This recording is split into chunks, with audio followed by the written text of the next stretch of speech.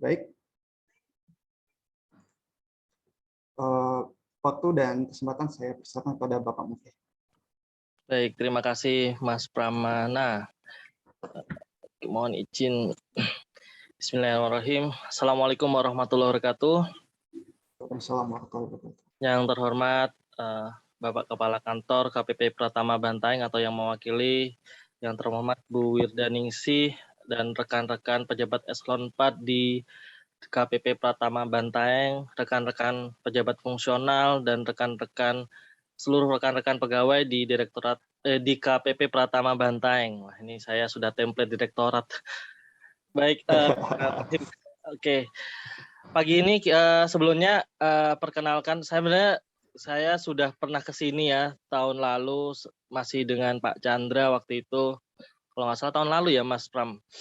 Tahun lalu masih dengan Pak Chandra, di situ saya sudah sharing sebenarnya secara umum tentang bahaya dan dampak korupsi.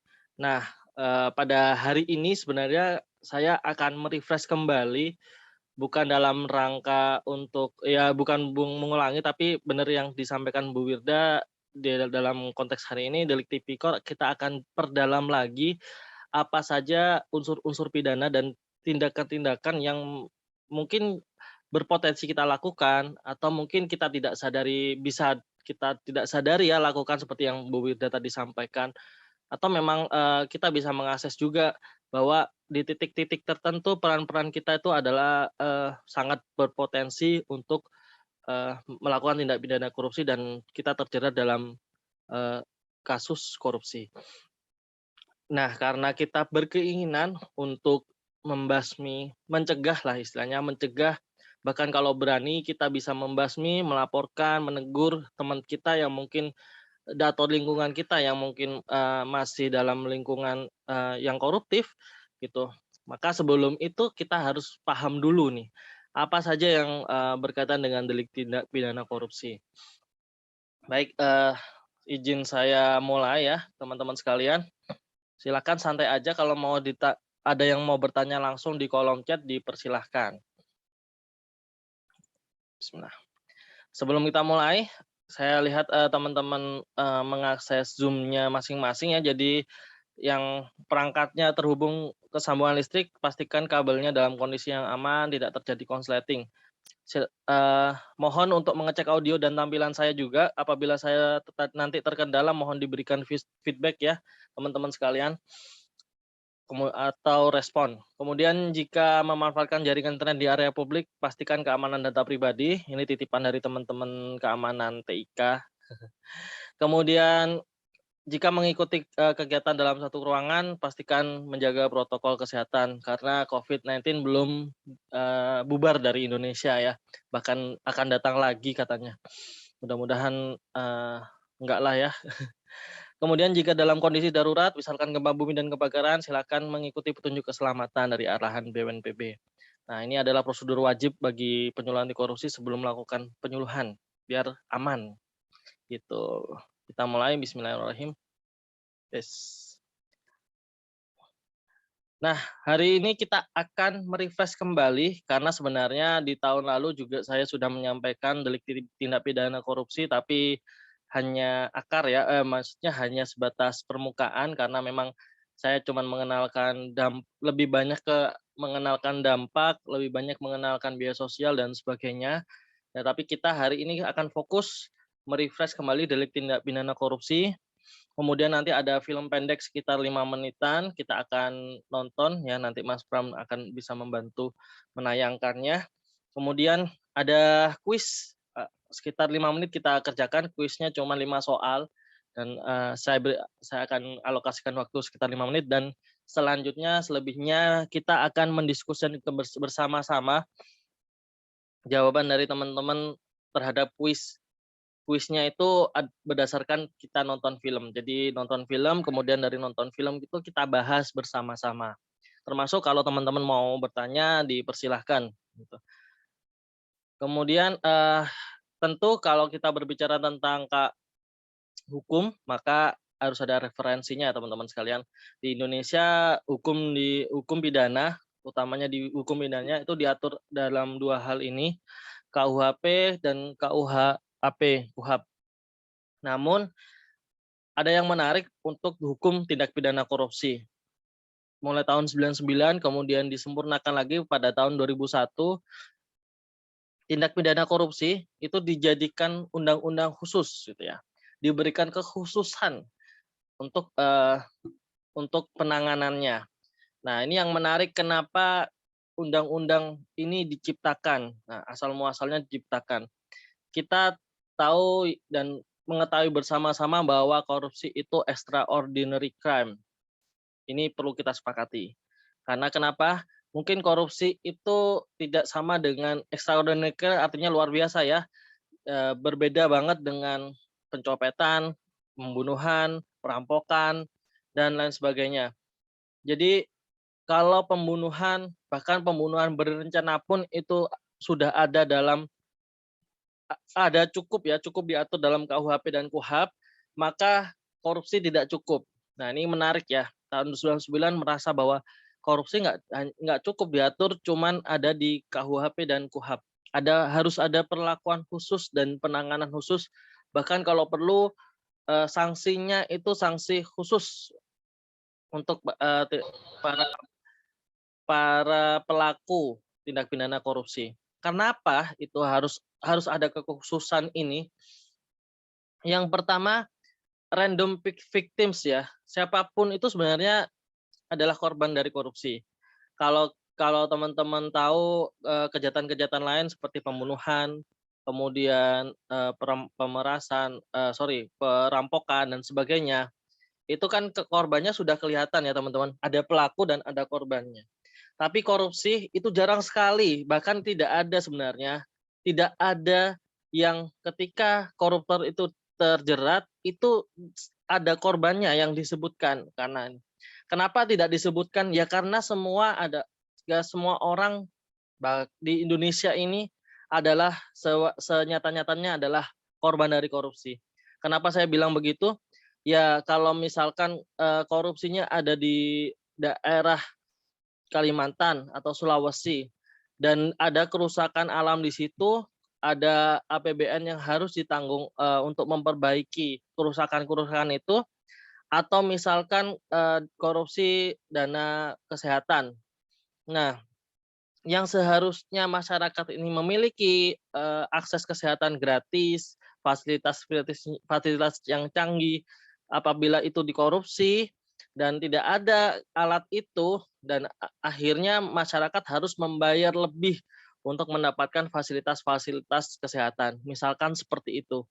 Nah, membayar lebih kemudian kita tidak bisa menikmati fasilitas yang seharusnya kita bisa nikmati, itu sejatinya adalah korban. Itu adalah korban dari kita tidak bisa memanfaatkan atau menikmati apa yang sebenarnya kita bayarkan melalui pajak. Kalau teman-teman sudah bisa merasa sendiri ya, bahwa karena ya kita sebagai institusi yang dipercaya untuk mencari pendapatan, kemudian kita taruh di APBN, kemudian APBN-nya mungkin dikorupsi, terlebih lagi ada permainan uang di situ, kemudian APBN-nya tidak optimal untuk digunakan perkembangan, hanya digunakan untuk perbaikan-perbaikan akibat korupsi, maka sejatinya petugas pajak juga sedang jadi korban. Karena sudah cari susah payah teman-teman sekalian, tapi ternyata tidak dioptimalkan dan akhirnya APBN-nya hanya untuk memperbaiki kerusakan-kerusakan alam akibat korupsi, memperbaiki gedung-gedung yang rusak akibat korupsi dan sebagainya. Gitu. Jadi adanya multiple effect. Jadi tidak berbicara tentang uang yang dikorupsi saja. Bahkan dalam nanti ketika kita belajar di 7 kelompok delik tindak pidana korupsi, hanya satu kelompok yang menyebutkan korupsi itu merugikan keuangan negara. Jadi ada uang negara yang dikorupsi. 6 lainnya tidak ngomongin soal keuangan negara secara eksplisit. Jadi tidak ngorupsi uang negara. Tapi merugikan negara iya. Nah, di Undang-Undang Tipikor ini ada 30 delik sebenarnya. Ada 30 pasal yang membahas tentang tindak pidana korupsi. Hanya 2 pasal sebenarnya yang, ngomongin soal yang dikorupsi. Selebihnya memang, yang diomongin adalah kerugian negara akibat korupsi. Nah, ini tuh yang harus diatur dan kita perlu pahami bersama-sama. Dan korupsi ini, eee, sifatnya tertata dan struktur, bahkan terencana dengan baik.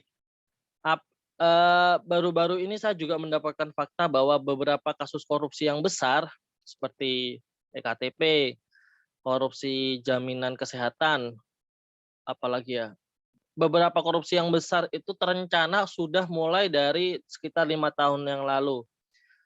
Terbentuknya mulai dari mereka merencanakan sebuah undang-undang, sebuah legislasi, sebuah sistem yang baru yang akan diterapkan, yang sebenarnya itu malah menimbulkan celah dan dimanfaatkanlah. Nah, jadi bisa jadi, korupsi yang terjadi hari ini adalah suatu rencana yang sudah direncanakan jauh-jauh hari. Makanya korupsi ini lebih jahat, lebih bahaya dampaknya dari pembunuhan berencana sekalipun, ya teman-teman sekalian. Kalau pembunuhan berencana bisa sampai mati, ya seharusnya ini lebih dari mati gitu ya. Karena ini, eee kalau pembunuhan berencana kan di KUHP sudah cukup ya, ini malah diatur secara khusus korupsi. Maka kalau sebenarnya koruptor ini memang dampaknya luar biasa. Yang mungkin merasakannya yang tidak hak-haknya hidup itu terjabut itu bukan hanya segelintir orang saja yang mungkin di wilayah itu dikorupsi, tapi ya seluruh rakyat Indonesia. Itu yang perlu kita pahami bersama kenapa undang-undang ini tercipta. Jadi, mulai tahun 99 akhirnya Indonesia mengeluarkan Undang-Undang Tindak Pidana Korupsi di nomor 31 Junto Undang-Undang nomor 20 tahun 2001 tentang pemberantasan tindak pidana korupsi. Karena kita akan ngobrolin nih lebih banyak soal pasal gitu, soal undang-undang, maka, eee, kita kembali ke pasal 1 ayat 1-nya KUHP dulu bahwa semua perbuatan itu pada dasarnya tidak dapat dipidana. Jadi semua perbuatan tuh awalnya atau aslinya itu baik atau positif ya, kecuali berdasarkan kekuatan ketentuan perundang-undangan, pidana yang telah ada itu sudah diatur. Jadi sebenarnya semua kita tuh sebenarnya dapat melakukan apapun, tapi kalau diatur dalam undang-undang, maka itu akan menjadi pidana. Oleh karena itu, untuk menentukan, eee, ini adalah perbuatan korupsi atau bukan, ini adalah perbuatan yang tidak boleh atau boleh, itu kita harus mengupas lebih dalam tentang undang-undang tindak pidana korupsinya itu sendiri. Per pasalnya, kemudian per unsur-unsur kata-katanya, karena itu sangat berpengaruh dan, eee, berpengaruh apakah, suatu perbuatan itu dapat dipidana atau tidak. Nah, ini kembali ke pasal 1-nya Undang-Undang KUHP. Nah, teman-teman sekalian, di Undang-Undang Tipikor itu ada 30 delik ya, teman-teman mungkin sudah pernah baca dan tahu. Dari 30 delik ini, dari para ahli hukum dan, pengamat menyimpulkan bahwa daripada kita pusing-pusing dengan 30-nya, karena 30-nya itu sangat spesifik ya, mungkin dengan profesi tertentu, hakim yang menyuap atau disuap, kemudian advokat yang disuap dan sebagainya. Maka, dikelompokkan berdasarkan aktivitasnya gitu. Dikelompokkan menjadi 7 kelompok tindak pidana korupsi. Nah, 7 kelompok ini seperti ini teman-teman sekalian, ada perbuatan curang itu ada 6 delik di situ, kemudian suap menyuap ini delik yang paling banyak dan paling banyak terjadi di Indonesia kasusnya, suap menyuap. Ini bisa, terjadi buat, ke pegawai negerinya atau pegawai negaranya atau pejabat publik atau non pejabat atau non ASN. Kemudian ada 1 delik tentang benturan kepentingan dalam pengadaan, kemudian ada 3 delik tentang pemerasan, kemudian 2 delik terkait dengan kerugian keuangan negara, 5 delik tentang penggelapan dalam jabatan, kemudian 1 delik tentang gratifikasi. Ini delik yang baru yang, berdasarkan perubahan Undang-Undang nomor 20 tahun 2001. Nah, ini yang perlu kita cermati bahwa di dalam delik ini kalau saya bikin matriksnya berdasarkan bunyi pasalnya, yang melakukannya gitu ya. Jadi pelaku-pelaku kejahatan tipikor itu sebenarnya kalau di dimatrikskan ini lebih umumnya sebenarnya dilakukan oleh pegawai negeri atau pegawai negara atau orang yang digaji oleh negara, baik itu pejabat dan sebagainya. Kenapa ini terjadi? Karena yang punya wewenang atas semua hal yang dikuasai oleh negara gitu, baik uang, barang, dan aset-aset berharga yang lainnya. Jadi memang erat kaitannya dengan kita sebagai yang berperan sebagai ASN gitu. Jadi di sini hanya 2 pasal atau 2 kelompok ya, sorry, 2 kelompok yang non ASN bisa terlibat gitu ya, bisa disangkakan dengan delik tipikornya, yaitu di pasal 2 merugikan keuangan negara dan suap. Selebihnya itu pegawai negeri pelakunya, gratifikasi, penggelapan dalam jabatan, pemerasan, perbuatan curang, dan konflik kepentingan. Kita akan dalami lebih dalam lagi. Baik, yang pertama merugikan keuangan negara. Jadi yang ini yang saya sampaikan tadi bahwa dari 7 kelompok tadi, itu hanya 1 kelompok ini yang sebenarnya secara eksplisit merugikan keuangan negara. Kenapa saya bilang secara eksplisit? Karena dalam proses pembuktiannya, dalam proses pembuktian ini bahan materi ini saya susun dengan diskusi bersama penyidik KPK. Jadi memang saya pengen tahu di dalam pasal-pasal ini setiap katanya itu ketika disangkakan atau dituntut ke tersangka itu memenuhi enggak yang mana, dan itu harus terpenuhi yang mana saja gitu. Biar bisa disangkakan di pasal ini, kelompok ini, atau malah masuk ke kelompok yang lain, atau bisa di pasal berlapis gitu. Jadi memang ini adalah dari hasil diskusi saya bersama teman-teman seseorang sebagai penyidik KPK. Jadi ketika orang dituntut dengan pasal atau kelompok tipikor merugikan keuangan negara, maka yang harus dilakukan adalah menghitung kerugian keuangan negara. Ini siapa yang menghitung? Adalah teman-teman auditor dari BPK atau BPKP. Jadi ketika ada suatu peristiwa korupsi, maka untuk disangkakan menjadi di pasal 3 atau pasal 2 itu harus dihitung terlebih dahulu uang negara yang dikorupsi. Ini bukan belum berbicara tentang dampaknya ya, dampak atau kerugian-kerugian negara yang harus dikeluarkan untuk menanggung akibat dari korupsi. Ini hanya uang yang dikorupsi gitu. Jadi harus dihitung. Kemudian ini tentang bagaimana mendefinisikan merugikan keuangan negara ini. Jadi patokannya di situ. Nah, pelakunya siapa? Ini ada pegawai negeri atau pegawai negeri dan atau setiap orang. Jadi yang pasal 3 ini berkaitan dengan pegawai negeri, yang pasal 2 ini bisa pegawai negeri atau orang. Nah, yang membedakan ada nanti di sini. Jadi pelakunya adalah setiap orang, kemudian tujuannya untuk menguntungkan diri sendiri atau orang lain atau suatu korporasi. Nah, ini kalau pegawai negeri berarti tujuannya untuk menguntungkan diri sendiri, memperkaya diri sendiri atau orang lain. Kemudian caranya bagaimana? Karena dia adalah pegawai negeri, punya kewenangan, punya kesempatan, punya jabatan, maka caranya adalah menyalahgunakan kewenangan, kesempatan, dan sarana padanya. Karena dia punya jabatan, punya kedudukan, akhirnya dia bisa untuk menyalahgunakan gitu. Dan itu kembali lagi ke penyalahgunaan kewenangannya itu merugikan keuangan negara.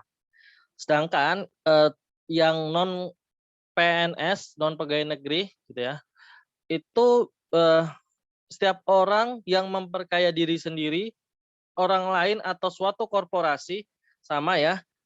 Caranya karena dia tidak punya kewenangan, maka caranya ya tentu melawan hukum ya. Ada aturan yang sudah tertulis yang bagaimana kesepakatannya, kemudian dilanggar. Kemudian melanggar itu dapat merugikan keuangan negara. Nah, kalau sebelum jauh saya menjelaskan, mudah-mudahan teman-teman memahami ya bahwa yang dimaksud dalam di Undang-Undang Tipikor itu pegawai negeri tidak hanya sebatas PNS, tidak hanya sebatas ASN, tidak hanya sebatas TNI Polri, pejabat negara dan sebagainya. Orang-orang yang digaji dengan upah dari korporasi negara itu juga disebut dalam pasal ini adalah pegawai negeri. Itu pokoknya semua penghasilannya yang didapatkan dari negara, penghasilan rutin yang didapatkan dari negara itu disebut di hukum tipikor ini adalah pegawai negeri. Gitu. Karena ini harus jelas karena untuk membedakan dia bisa di pasal 3 atau di pasal 2 terkait dengan kewenangannya juga. Nah, ini yang menarik yang cukup panjang penjelasannya dan kompleks karena ini memang banyak sekali yang dialami oleh di Indonesia.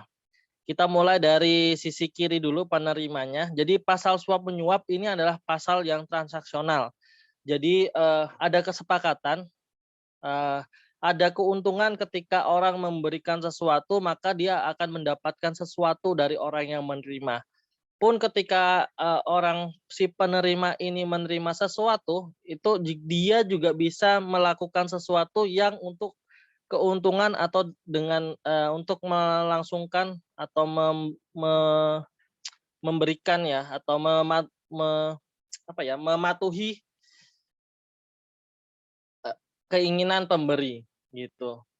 Nah, si penerima ini siapa? Si penerima ini pegawai negeri atau penyelenggara negara atau hakim atau advokat. Dia ngapain? Dia menerima pemberian atau janji gitu. Jadi nggak cuma pemberian tapi juga janji. Nah, pemberian itu untuk apa sih? Nah, pemberian itu untuk menggerakkan agar orang melakukan sesuatu dalam jabatannya atau tidak melakukan sesuatu yang bertentangan dengan kewajibannya. Nah, jadi ada maksudnya ya, sudah kelihatan niatnya ketika memberi itu harus diikuti dengan niat gitu, biar menggerakkan atau melakukan sesuatu. Ini harus clear karena ini akan membedakan antara suap dengan gratifikasi. Kemudian atau kan kalau tidak untuk menggerakkan atau sebagai akibat telah dilakukan atau tidak dilakukan. Gitu. Misalkan karena saya sudah dibantu untuk meloloskan perizinan gitu atau misalkan suatu surat-surat untuk membuka lahan tertentu yang sebenarnya hutan lindung gitu ya. Nah, karena sudah dimuluskan akhirnya diberikan sesuatu gitu atau dijanjikan untuk diberikan sesuatu setelah dilakukan. Itu yang dimaksud dengan suap. Intinya sih di niat gitu ya, intinya di niat. Atau juga karena hadiah itu diberikan karena kekuasaannya atau kewenangan yang berhubungan dengan jabatannya. Dan menurut pikiran orang yang memberikan ada hubungannya dengan jabatannya. Jadi ketika ini yang menarik untuk membedakan dengan gratifikasi. Ini karena benar-benar beda tipis dengan gratifikasi. Jadi kalau ini memang untuk tidak di poin ini tidak untuk menggerakkan ketika memberikan itu tidak untuk menggerakkan orang agar melakukan sesuatu atau karena konsekuensi atas kegiatan tertentu. Tapi yang poin yang ini itu hampir mirip dengan gratifikasi karena gratifikasi pun juga ketika orang memberikan sesuatu ke kita itu juga berdasarkan karena jabatan karena belum tentu seorang WP itu memberikan hadiah kepada AR misalkan ya atau pegawai petugas pajak gitu karena bukan AR-nya atau bukan petugas pajak di wilayahnya gitu. Jadi pasti ada hubungannya. Tapi yang membedakan orang bisa masuk ke ranah suap atau gratifikasi karena ada orang yang memberi gitu. Kalau orang yang memberi jelas teridentifikasinya gitu, maka masuknya ke suap gitu. Tapi kalau orang yang tidak jelas teridentifikasinya siapa yang memberi kemudian kok tiba-tiba dapat dan sebagainya, itu bisa masuk ke ranah gratifikasi gitu. Ini yang membedakan dan cukup lama saya mendiskusikan ini karena benar-benar kayak tipis gitu perbedaannya antara suap dan gratifikasi di poin yang ini.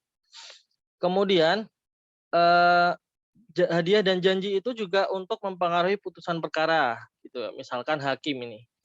Ini juga mempengaruhi nasihat atau pendapat yang berhubungan dengan perkara ini ada di peradilan ya, baik hakim, advokat, dan sebagainya.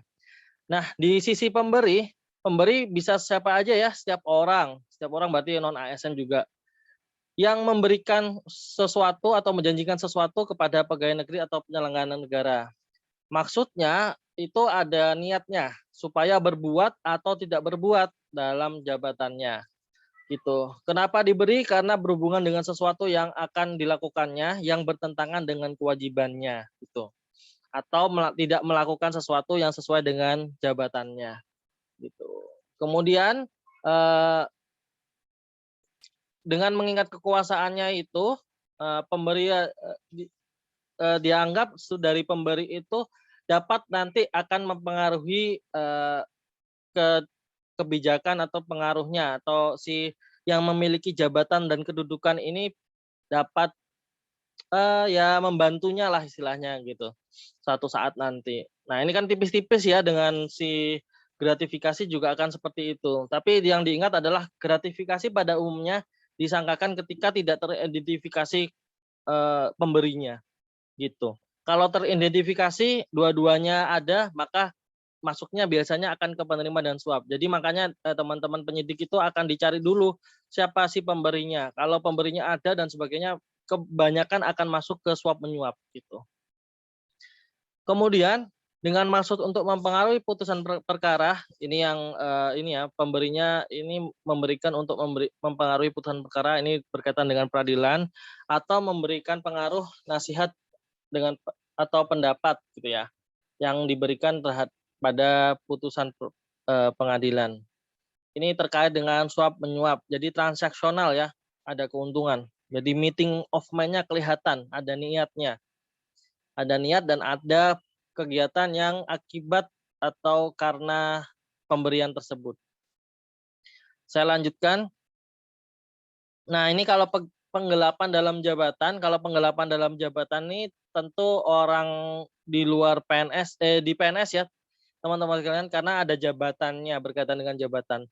Siapa itu adalah orang yang secara terus-menerus pegawai negeri atau selain pegawai negeri yang secara terus-menerus melakukan suatu kegiatan dengan di jabatan yang tersebut yang sengaja menggelapkan atau membiarkan orang lain mengambil atau membiarkan orang lain menggelapkan sesuatu. Sesuatu itu apa?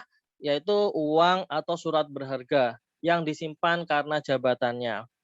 Kalau ada pegawai negeri yang bertugas untuk menyimpan ya, ini kan menyimpan karena jabatannya ya. Berarti jabatannya menyimpan uang atau surat berharga, tak lain dan tak bukan yang berpotensi ada di unsur delik tipikor ini adalah para bendahara.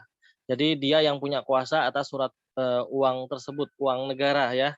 Bendahara dan rekan-rekan di bagian keuangan yang menguasai uang-uang ini ya. Gitu. Kemudian penggelapan dalam jabatan ini juga memalsu buku-buku atau daftar khusus untuk pemeriksaan administrasi atau penggelapan ini aktivitasnya juga menggelapkan, menghancurkan, merusakkan atau membuat tidak dapat dipakai. Apa saja barang-barangnya bisa berupa barang, akta surat, dan daftar yang digunakan untuk meyakinkan atau membuktikan di muka pejabat yang berwenang, yang dikuasai karena jabatannya, atau membiarkannya. Jadi melakukan atau membiarkannya itu juga dapat dua-duanya dapat disangkakan sebagai delik tipikor penggelapan dalam jabatan. Saya lanjut ya.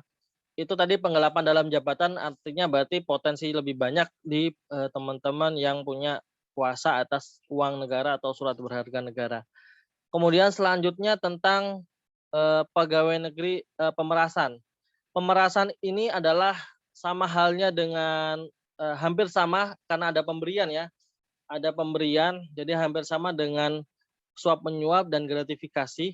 Bedanya di sini yang aktif adalah pegawai negerinya. Jadi pegawai negeri atau penyelenggara negara yang memiliki jabatan atau kekuasaan atau kewenangan itu memaksa atau meminta seseorang untuk memberikan sesuatu kepadanya gitu. Maksudnya apa? Nah ini ya, maksudnya untuk menguntungkan diri sendiri atau orang lain.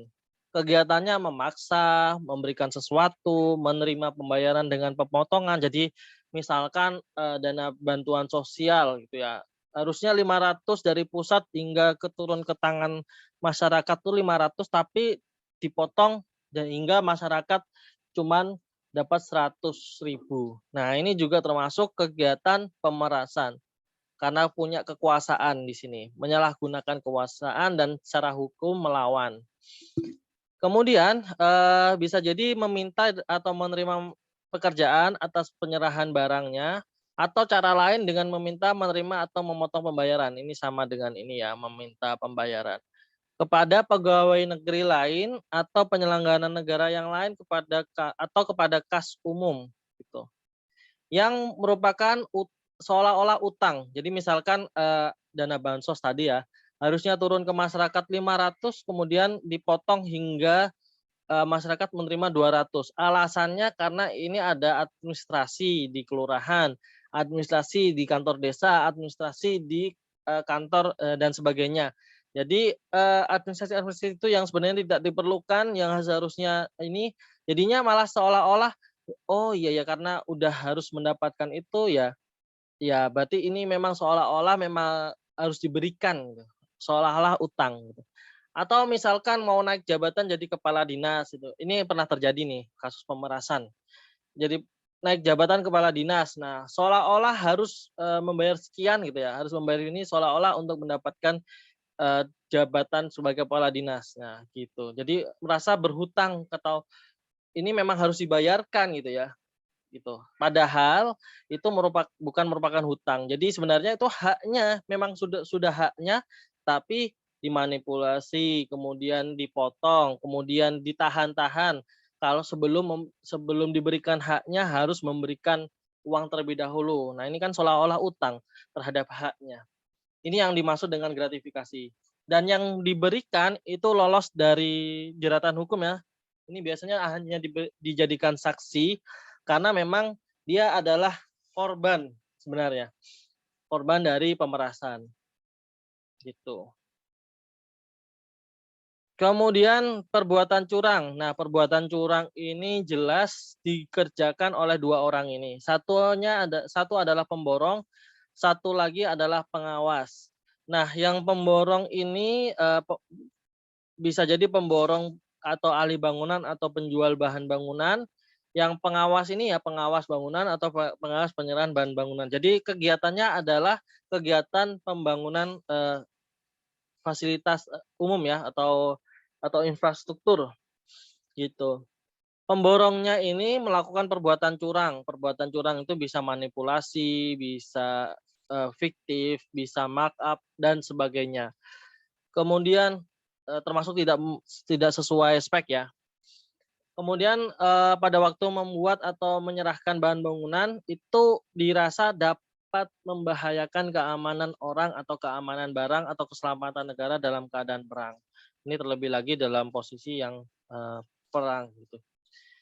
Kemudian atau membiarkan dilakukannya perbuatan curang. Si pengawas ini membiarkan perbuatan curang itu terjadi, dilakukan secara sengaja. Nah, kemudian ada lanjutannya sebentar.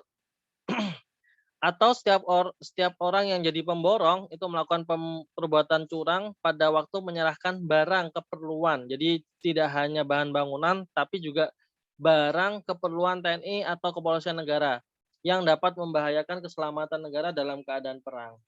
Pengawasnya juga seperti itu, orang yang bertugas mengawasi penyerahan barang gitu kepada TNI atau Polri. Dilakukan secara sengaja. Ya dibiarkan dan sebagainya. Jadi perbuatan curang ini spesifik ya teman-teman sekalian, spesifik ke aktivitasnya bahan bangunan dan aktivitasnya adalah yang penyerahan barang untuk TNI Polri. Bagaimana dengan yang lain gitu ya? Yang lain bisa jadi tidak disangkakan atau tidak dituntut dengan pasal delik perbuatan curang, tapi akan masuk ke delik yang lain, misalkan perbuatan merugikan keuangan negara gitu. Itu biasanya yang terjadi. Jadi memang karena ini adalah bunyi legalnya suatu undang-undang, maka ketika akan dituntut perbuatan curang, maka harus terpenuhi kegiatannya juga, aktivitasnya. Kata per kata ini harus terpenuhi. Itu teman-teman sekalian.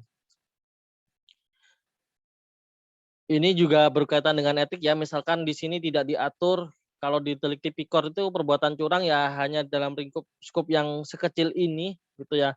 Tapi skup yang besarnya atau lingkup yang besarnya bisa jadi diatur dalam kode etik atau etika perilaku PNS dan sebagainya. Selanjutnya konflik kepentingan ya. Teman-teman sekalian, konflik kepentingan ini sebenarnya luas banget. Ini sama dengan tadi yang di perbuatan curang. Sebenarnya cakupannya sangat luas konflik kepentingan. Orang ketika bertemu antara wajib pajak dengan AR dan sangat berteman dekat gitu ya. Meskipun ya nggak masalah teman dekatnya, tapi kan berkonflik kepentingan. Konflik kepentingan bisa jadi melanggar etika, bisa jadi ya tidak melanggar tapi perlu dikendalikan gitu. Biar tetap kita sebagai ASN tetap netral, tetap tidak tidak terpengaruh terhadap orang-orang yang kita benar-benar berkonflik kepentingan, termasuk misalkan keluarga gitu. Nah, dalam tipikor, konflik kepentingan itu diartikan sebagai orang yang menjabat sebagai pegawai negeri atau penyelenggara negara dengan sengaja langsung atau tidak langsung turut serta dalam pemborongan, pengadaan atau persewaan. Nah, berarti ada yang berkonflik kepentingan misalkan pegawai negerinya dengan orang yang lagi eee, atau tender ya, atau tender atau lagi proses pengadaan, pemborongan atau persewaan, itu kenal baik, kenal dekat, atau malah keluarganya, maka itu berkonflik kepentingan. Nah, bagaimana, dari sini kemudian pada saat dilakukan perbuatan untuk seluruh atau sebagiannya ditugaskan untuk mengurus. Jadi orang pegawai negerinya ini memang, lagi mengurus sesuatu yang memang berkaitan dengan proses pemborongan, pengadaan, dan persewaan ini. Dan terlibat di dia juga ada keterlibatan dari kerabatnya, keluarga, dan sebagainya dalam proses pemborongan, pengadaan, persewaan ini. Ini yang terjadi di konflik kepentingan delik tipikor. Tapi konflik kepentingan di tempat-tempat yang lain atau etika, kode etik itu sangat banyak ya teman-teman sekalian, tidak hanya di lingkup aktivitas pemborongan, pengadaan, persewaan, bisa jadi, aktivitas-aktivitas yang lain gitu. Jadi misalkan bertemu wajib pajak atau berteman dengan wajib pajak atau bahkan ketika memeriksa ternyata dilihat sendiri yang diperiksa. Nah, ini kan sudah berkonflik kepentingan ya gitu. Nggak apa-apa, perlu dikendalikan saja, misalkan perlu tim yang lain atau kalau bisa dilempar dengan tim yang lain yang tidak berkonflik kepentingan itu lebih bagus. Kalau enggak ya perlu supervisi ketat gitu, misalkan, orang yang konflik kepentingan ketika memeriksa sesuatu kemudian, ternyata keluarganya sendiri, ya yang dilakukan harus di-declare. Jadi disampaikan bahwa itu memang, saya berkonflik kepentingan, artinya ini keluarga dekat saya. Kemudian silakan, bagaimana solusinya. Kalau bisa netral masih bisa menjunjung tinggi, eee, nilai-nilai integritas, maka monggo saja nggak apa-apa. Yang penting, sudah di-declare, sudah diakui ke depan umum gitu atau pimpinan bahwa memang sudah, berkonflik kepentingan. Jadi ada awareness dari lingkungan sekitar untuk menjaga Mas atau Mbak yang sedang memeriksa keluarganya sendiri gitu. Bagaimana jika tidak gitu? Karena bisa jadi ya, eee, yang yang kita sedang periksa adalah orang dulu yang dulu benar-benar berjasa pada hidup kita. Jadi kita nggak tega sebenarnya, nggak bisa gitu. Nah, bisa kalau dengan seperti itu bisa menyerahkan tugas dan kewajibannya yang pada saat itu aja, yang benar-benar berkonflik kepentingan dan tidak bisa mengambil keputusan fair, maka bisa dialihkan. Tapi ini beda dengan ini ya, konflik kepentingan tipikor. Kalau tipikor benar-benar harus di pemborongan, pengadaan, atau persewaan gitu. Untuk yang konflik kepentingan yang lain itu banyak sekali macamnya dan banyak sekali, yang mengatur biasanya di kode etik gitu. Kalau di tipikor jelas harus ini, harus pemborongan, pengadaan, dan persewaan. Oke, oh sorry, ini kayaknya ada yang kelewat.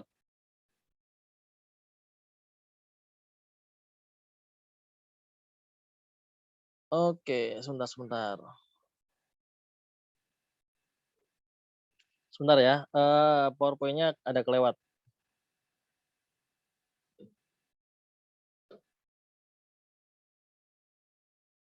Sebentar. Ternyata malah gratifikasinya yang belum. Saya copy dulu. Mohon maaf ya teman-teman. Oke.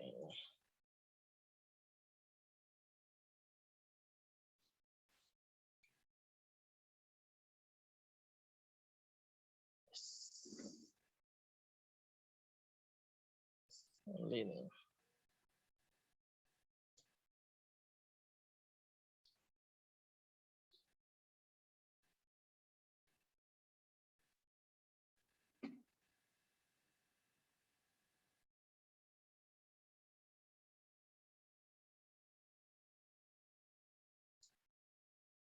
Oke.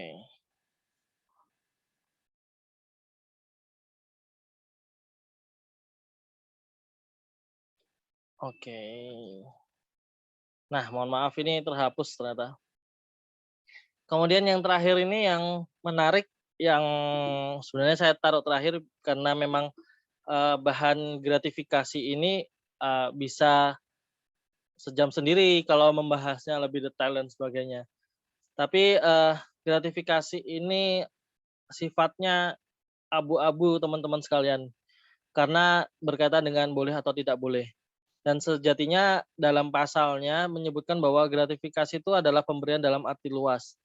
Artinya semua pemberian untuk ASN itu bisa dibilang gratifikasi, gitu. Siapapun, apapun bentuknya, bagaimanapun keadaannya, semua pemberian itu gratifikasi. Tapi ada gratifikasi yang tidak memenuhi unsur pidana, ada gratifikasi yang memenuhi unsur pidana. Ada gratifikasi yang wajib dilaporkan, ada gratifikasi yang tidak wajib dilaporkan. Gratifikasi yang memenuhi unsur pidana, jadi semua gratifikasi itu pada dasarnya boleh. Yang memenuhi unsur pidana kalau diterima ASN, kemudian dia cenderung untuk konflik kepentingan di situ, misalkan ada nantinya dipengaruhi oleh jabatannya gitu ya. Dan karena jabatannya lah dia menerima gratifikasi itu. Contohnya misalkan ada perlakuan spesial dari stakeholder kita kepada kita gitu ya. Orang yang lain nggak dapat, kita dapat gitu. Atau perlakuan spesial ketika kita menjabat di jabatan tertentu. Misalkan punya keluarga ya, kita punya keluarga. Misalkan kemudian ketika lebaran kita sering mendapatkan ampau dari tante misalkan. Jumlahnya wajar lah 50.000 tiap mulai dari kecil sampai sekarang mungkin. Nah, tiba-tiba ketika kita diangkat CPNS kemudian bekerja di suatu institusi pajak misalkan, kemudian si tante ini tiba-tiba lebih sering memberikan sesuatu. Nah, ini kan berarti karena jabatan kita, gitu. Bukan karena kebiasaan memberikan dalam momen lebaran dan sebagainya.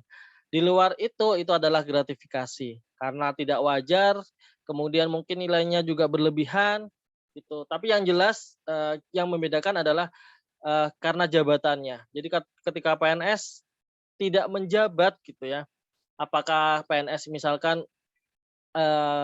dari ketua RT memberikan semua masyarakatnya di RT itu bantuan atau sembako dan sebagainya, semuanya diberikan.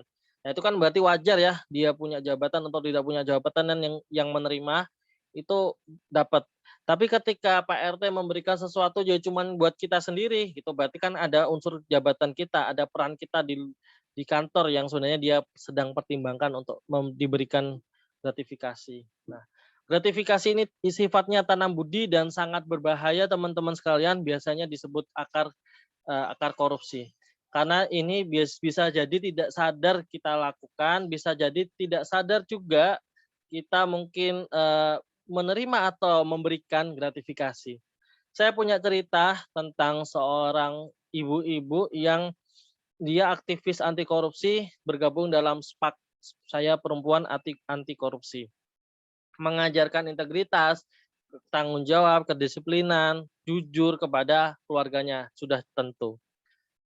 Suatu ketika si anak terlambat masuk sekolah gitu ya. Terlambat bangun, ibunya juga terlambat bangun, akhirnya terlambat masuk sekolah.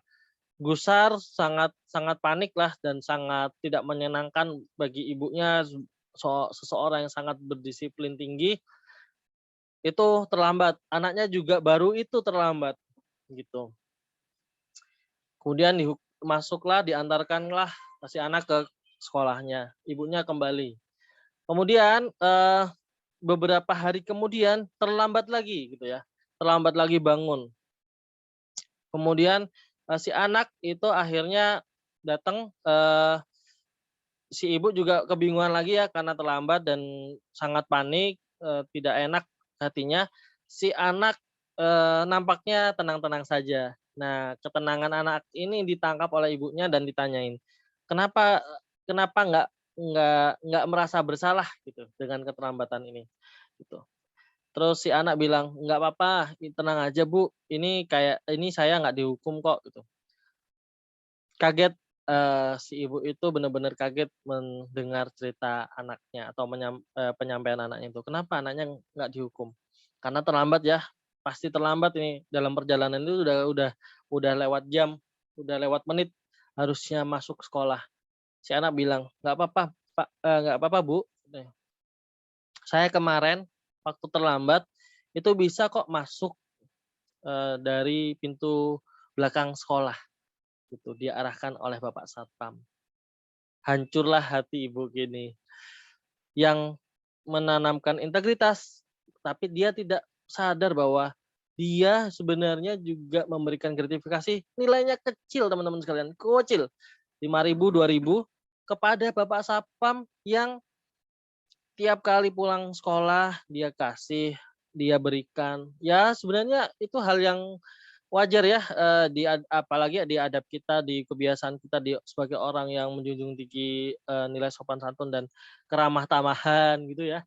Kayak gitu kan wajar ya kita pengen bantu, tapi efeknya teman-teman sekalian kita nggak sadari bahwa sejatinya kita lagi, ibu itu sedang menanam budi yang ketika, anaknya tersangkut perkara, itu tidak dihukum, tidak menjunjung integritas karena apa?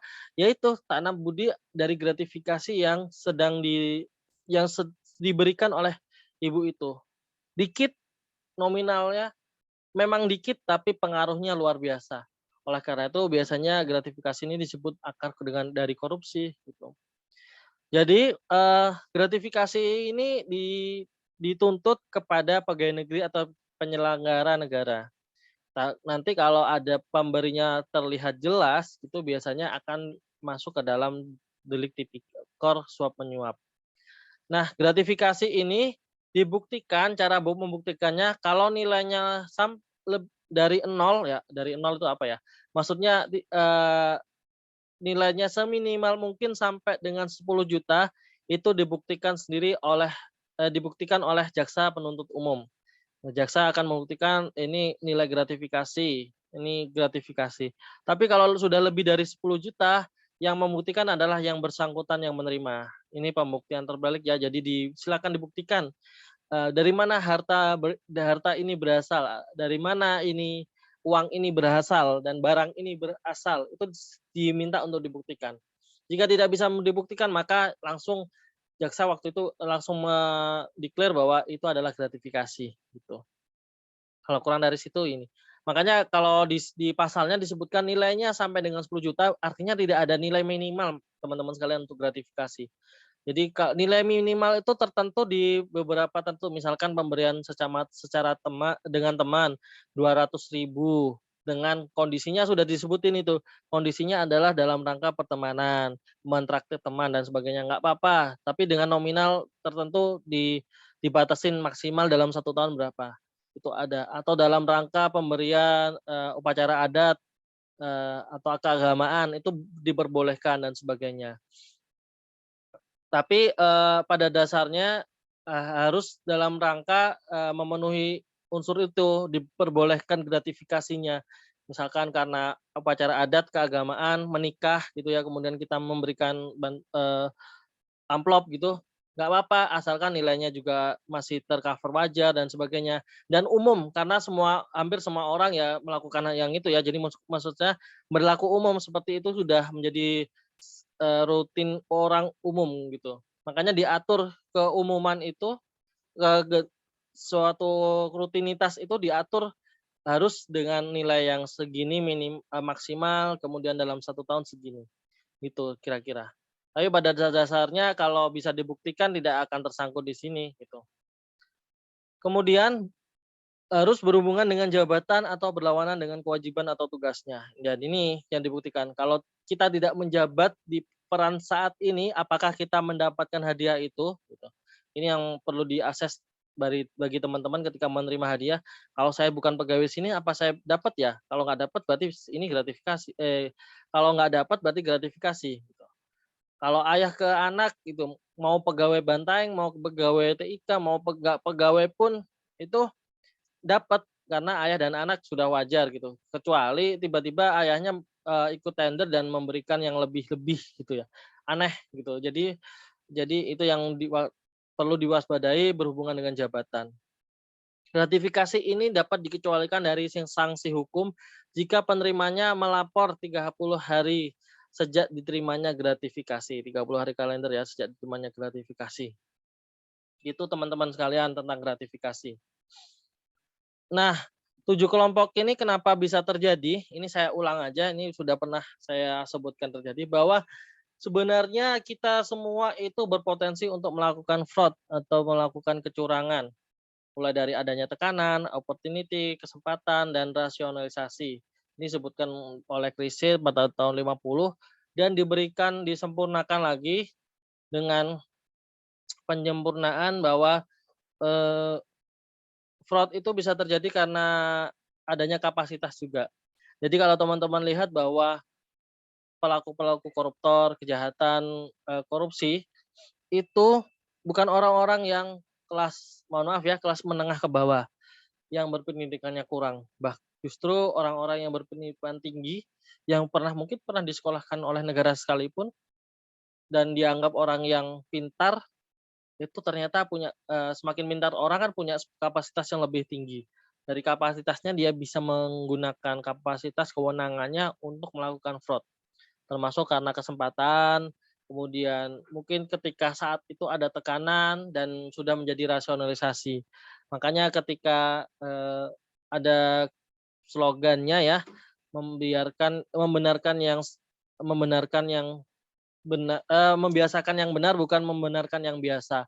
Artinya ketika membenarkan yang biasa itu sebenarnya lagi rasionalisasi gitu. Dulu pada waktu zaman jahiliyah, Jumat ceria itu menjadi rasionalisasi teman-teman sekalian. Dilihat secara umum bisa kelihatan depan mata, dibagi-bagikan secara depan mata. Ini saya baca ya di buku Hikmah, Reformasi.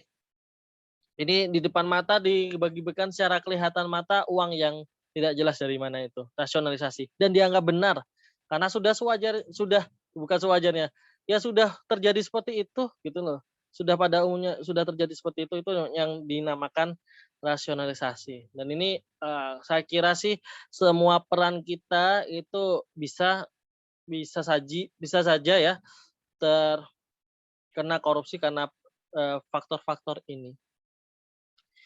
Itu teman-teman sekalian penyampaian dari saya, ini paparannya sudah selesai, tapi kita akan nonton film terlebih dahulu, nanti dari film kita akan, bahas bersama-sama, gitu. Sebentar oke, saya stop share, silakan Mas Pram Siap. untuk memutar filmnya. Baik, Mas Tony, terima kasih atas paparannya. Selanjutnya kita akan menyaksikan film pendek yang akan dibahas kemudian.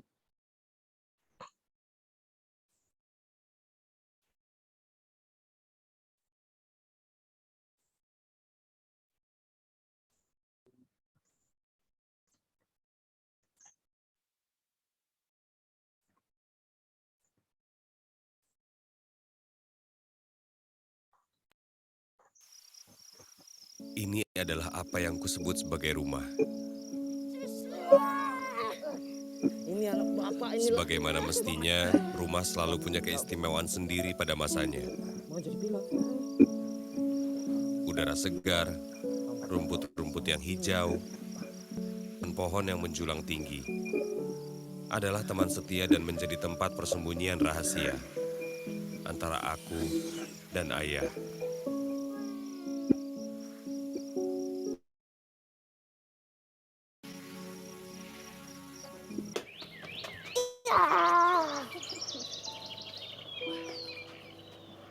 Aduh, anakmu ini larinya cepet banget. Bapak masuk dulu ya, Bu ya. Iya, Pak. Bu, Rama bantuin ya.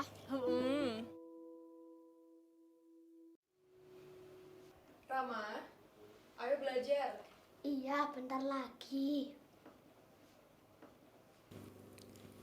Rama, sampai kapanpun jangan pernah jadi pembohong. Soalnya kalau Rama bohong, nanti nggak punya temen. Janji? Oke. Pemirsa, menanggapi Indonesia yang akhir-akhir ini sering dilanda banjir, Kementerian Lingkungan Hidup dan Kehutanan mengadakan sosialisasi peduli lingkungan hidup. Dan dalam sosialisasi tersebut dijelaskan macam-macam penyebab banjir, seperti tidak adanya penyerapan air hujan, banyaknya penebangan liar, dan juga alih fungsi lahan ilegal. Ini Pak, ada titipan dari Bapak. Maaf, saya nggak terima ini. Gini loh Pak, ini memang jatahnya Pak Sardi. Teman-teman udah pada nerima kok. Pergi, Ayolah Pak, Pak Bupati itu lagi baik sekarang. pergi.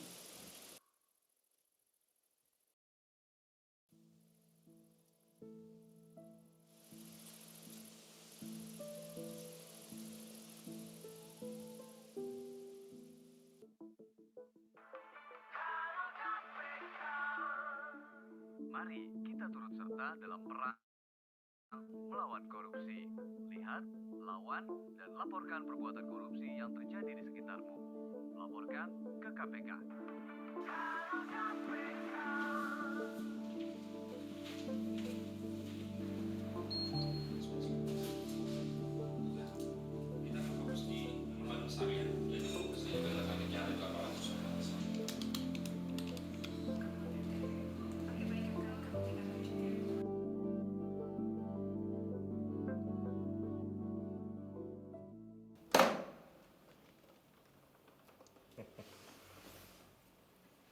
Mohon diterima. Saya ini kan bupati. Sudah sewajarnya kalau melayani masyarakat. Tapi kok sepertinya mohon maaf agak tipis. Oh, begitu. Masa nambah satu lagi ndak bisa? Masa Bapak nggak kenal saya, Pak? Untuk satu cangkir akan saya usahakan, Pak. Tetapi pabrik harus berjalan lancar, Pak. Oke, kalau begitu semua saya pastikan baik. Terima kasih.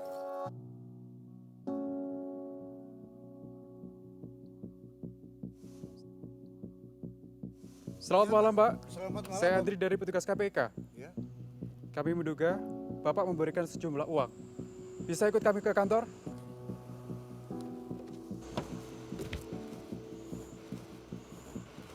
Pemirsa, pemerintah menghimbau masyarakat untuk waspada terhadap bencana banjir.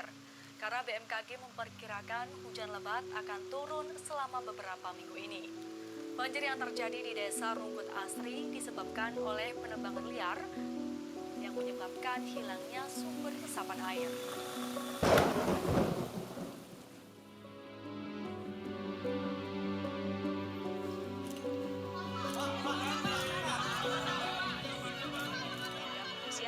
KPK juga telah menetapkan Bupati Wanosari dan pimpinan pabrik Divisi Cemara sebagai tersangka. Pada akhirnya semua akan berubah pada waktunya. Orang berubah, waktu berubah, kita berubah. Layaknya pencarian di tengah lautan. Kita tidak akan pernah bisa mengendalikan ombak, tapi bisa mengarahkan kemana kapal akan berlabuh. Pak, ini buat Pak Bupati supaya lancar. Maaf, Pak. Saya nggak bisa terima ini.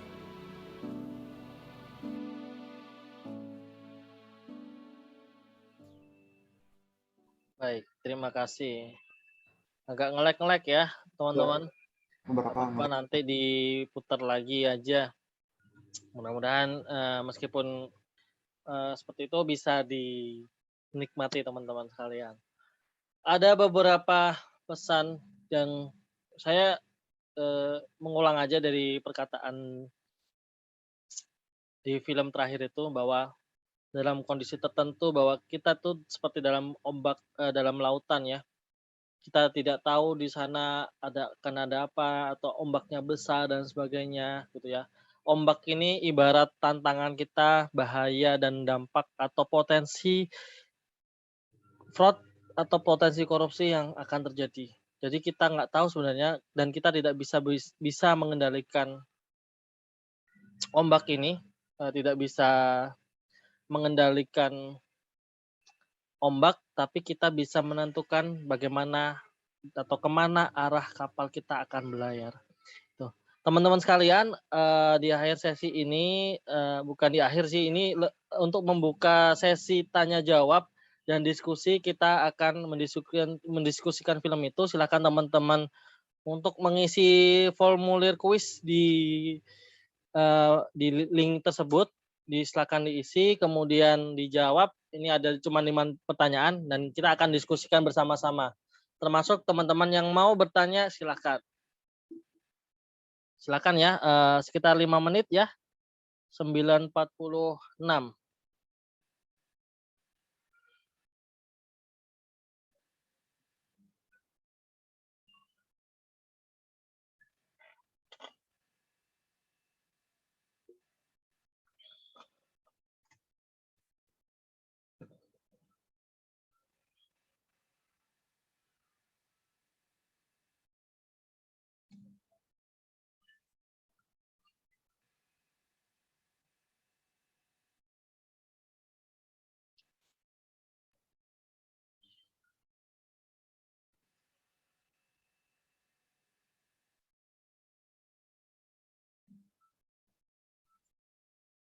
Ada 5 pertanyaan.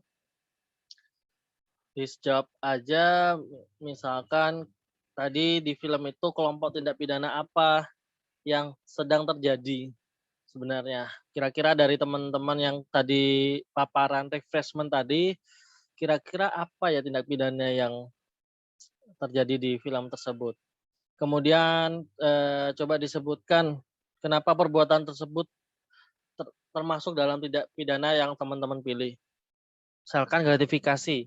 Apa unsur-unsurnya, kenapa disebut gratifikasi? Misalkan penyuapan. Penyuapan tadi transaksi ya. Nah, di situ apakah ada transaksi, transaksinya apa, siapa dan siapa gitu. Atau perbuatan curang atau penggelapan dan sebagainya. Kemudian ceritakan juga teman-teman apakah kita juga berpotensi melakukan hal yang sama, atau di sekitar kita sebenarnya kita bisa terjadi aja kepada kita sebagai PNS. Kemudian jelaskan juga dampak-dampaknya.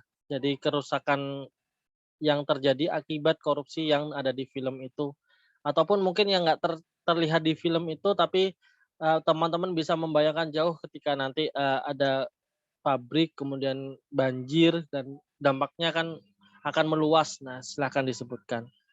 Kemudian nilai apa saja yang dapat dipelajari dari film tersebut? Dipersilahkan.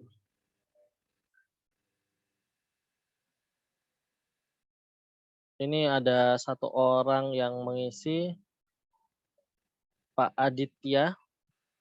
Silakan yang lain.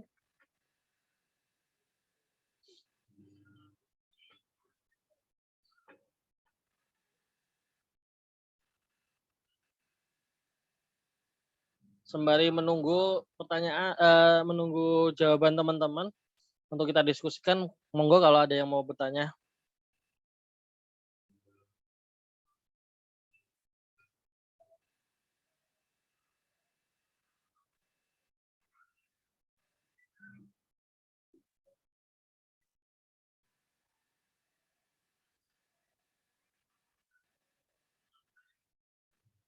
Oke.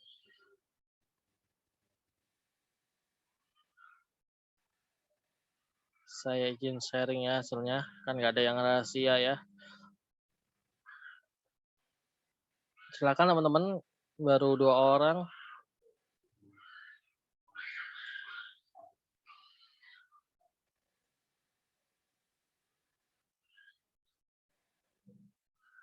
Kalau Pak Aditya, perbuatan tadi merugikan keuangan negara. Oke.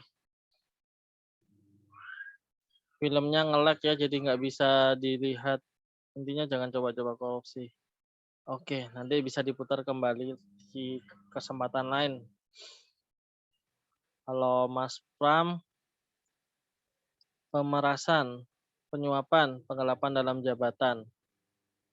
Oke. Itu.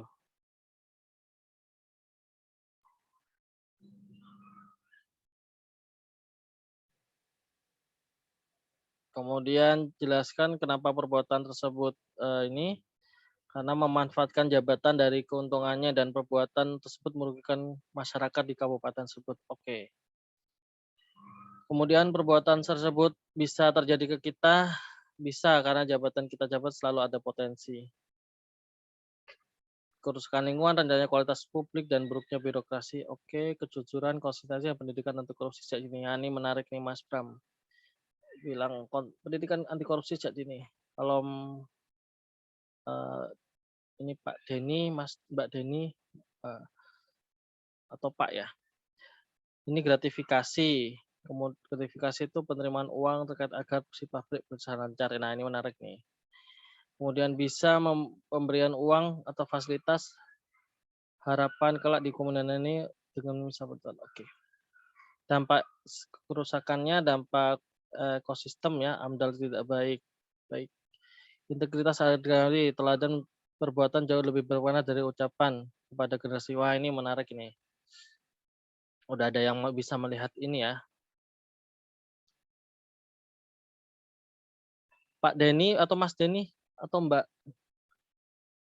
Ini disimpulkan dari mana nih? Bahwa teladan ini jauh dari bermakna daripada ucapan. Ini di poin mana nih? Ada kesimpulan ini. Sehingga menuliskan ini itu apa yang dilihat dari film itu? Mas, Mbak Denny? Mas Denny, Pak Denny. Oh, Pak Denny. Maaf. Pak Denny. Oh, mungkin lagi sibuk ya. Ya. Gimana Pak Denny? Gimana kok dapat kesimpulan ini? Teladan, perbuatan. Ini apa yang dilihat dari film itu? Oh iya.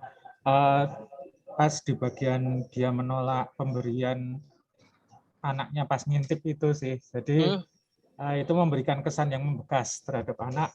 Kalau bahwasanya perbuatan yang benar itu seperti yang dilakukan oleh ayahnya itu. Ayahnya. Terus si anak akhirnya gimana Pak?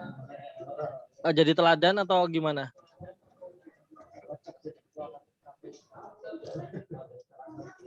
Iya. Terus kemudian dari si anak bagaimana dia mengimplementasikannya? Sebentar, suaranya bergema. Oh siap. Saya ikut yang satu lagi dari HP. Siap. Ya. Jadi benar yang disampaikan oleh Pak Denny ya, bahwa teladan jauh lebih bermakna. Itu kan ayahnya ketika menolak tuh anaknya menyaksikan ya. Dan teman-teman sadar atau tidak, 20-30 tahun kemudian si anak kan jadi bupati tuh. Si anak jadi bupati. Si Rama itu akhirnya jadi bupati dan juga menolak pemberian. Oke, makasih Pak Denny. Ya, sama-sama Pak. Oke. Ini menyimpulkan gratifikasi karena ada penerimaan ya, ada hadiah yang diterima.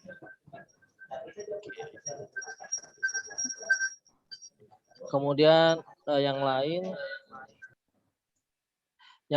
penyuapan dan merugikan keuangan negara. Baik. Oke, kita bahas, nggak apa-apa. Sekian, nanti kalau teman-teman yang mau dilanjutkan, monggo. Jadi kita mulai dari kerugian keuangan negara. Nah, apakah itu adalah kerugian keuangan negara?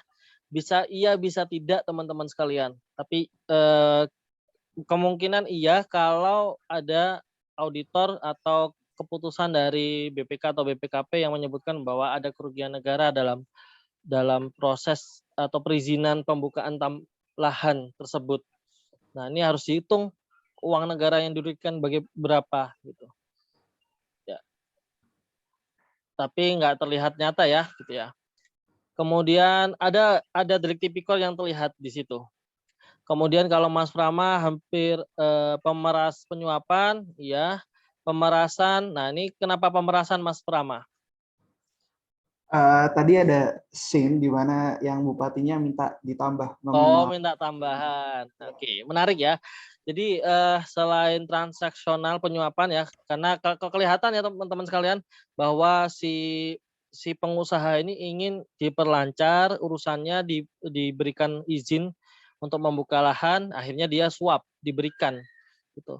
Nah, tapi kan ketika proses memberikan ternyata kurang gitu ya, dirasa kurang. Nah, Mas Prama bilang bahwa itu adalah proses meminta gitu ya, meminta. Nah, tapi perlu digarisbawahi bahwa apakah dalam proses meminta itu si pemberinya merasa menjadi korban atau terpaksa atau terintimidasi ya. Karena pemerasan ini erat kaitannya ketika korbannya itu atau yang memberi itu sebenarnya dalam keadaan terpaksa, dalam keadaan ya dimintain terpaksa, terintimidasi dan sebagainya. Jadi benar-benar korban lemah, dalam posisi yang lemah. Tapi kalau dilihat dari film itu kan enggak ya, sangat terpenuhi, kemudian senyum, dan itu adalah bagian dari suap. Karena negosiasi ya, kan suap kan transaksional ya, negosiasi. Kalau mau bayar sekian, saya akan meloloskan. Oh, ini kurang, berarti ada transaksional di situ. Nah, itu adalah bagian dari transaksional suap. Kalau pemerasan benar-benar harus di posisi yang diperas itu dalam posisi yang tidak berdaya, terintimidasi dan sangat terpaksa. Kemudian penggelapan dalam jabatan. Nah, kalau penggelapan dalam jabatan dihukum positifnya, dihukum legalnya itu disebutkan bahwa penggelapan dalam jabatan ini adalah yang digelapkan uang atau surat berharga. Gitu. Aktivitasnya adalah memalsu, menghancurkan, merusak dan sebagainya. Jadi apakah itu kegiatan yang memalsu atau menggelapkan uang atau surat berharga gitu. Kalau di film itu nggak terlalu tampak ya. Tapi yang tampak benar-benar adalah penyuapan.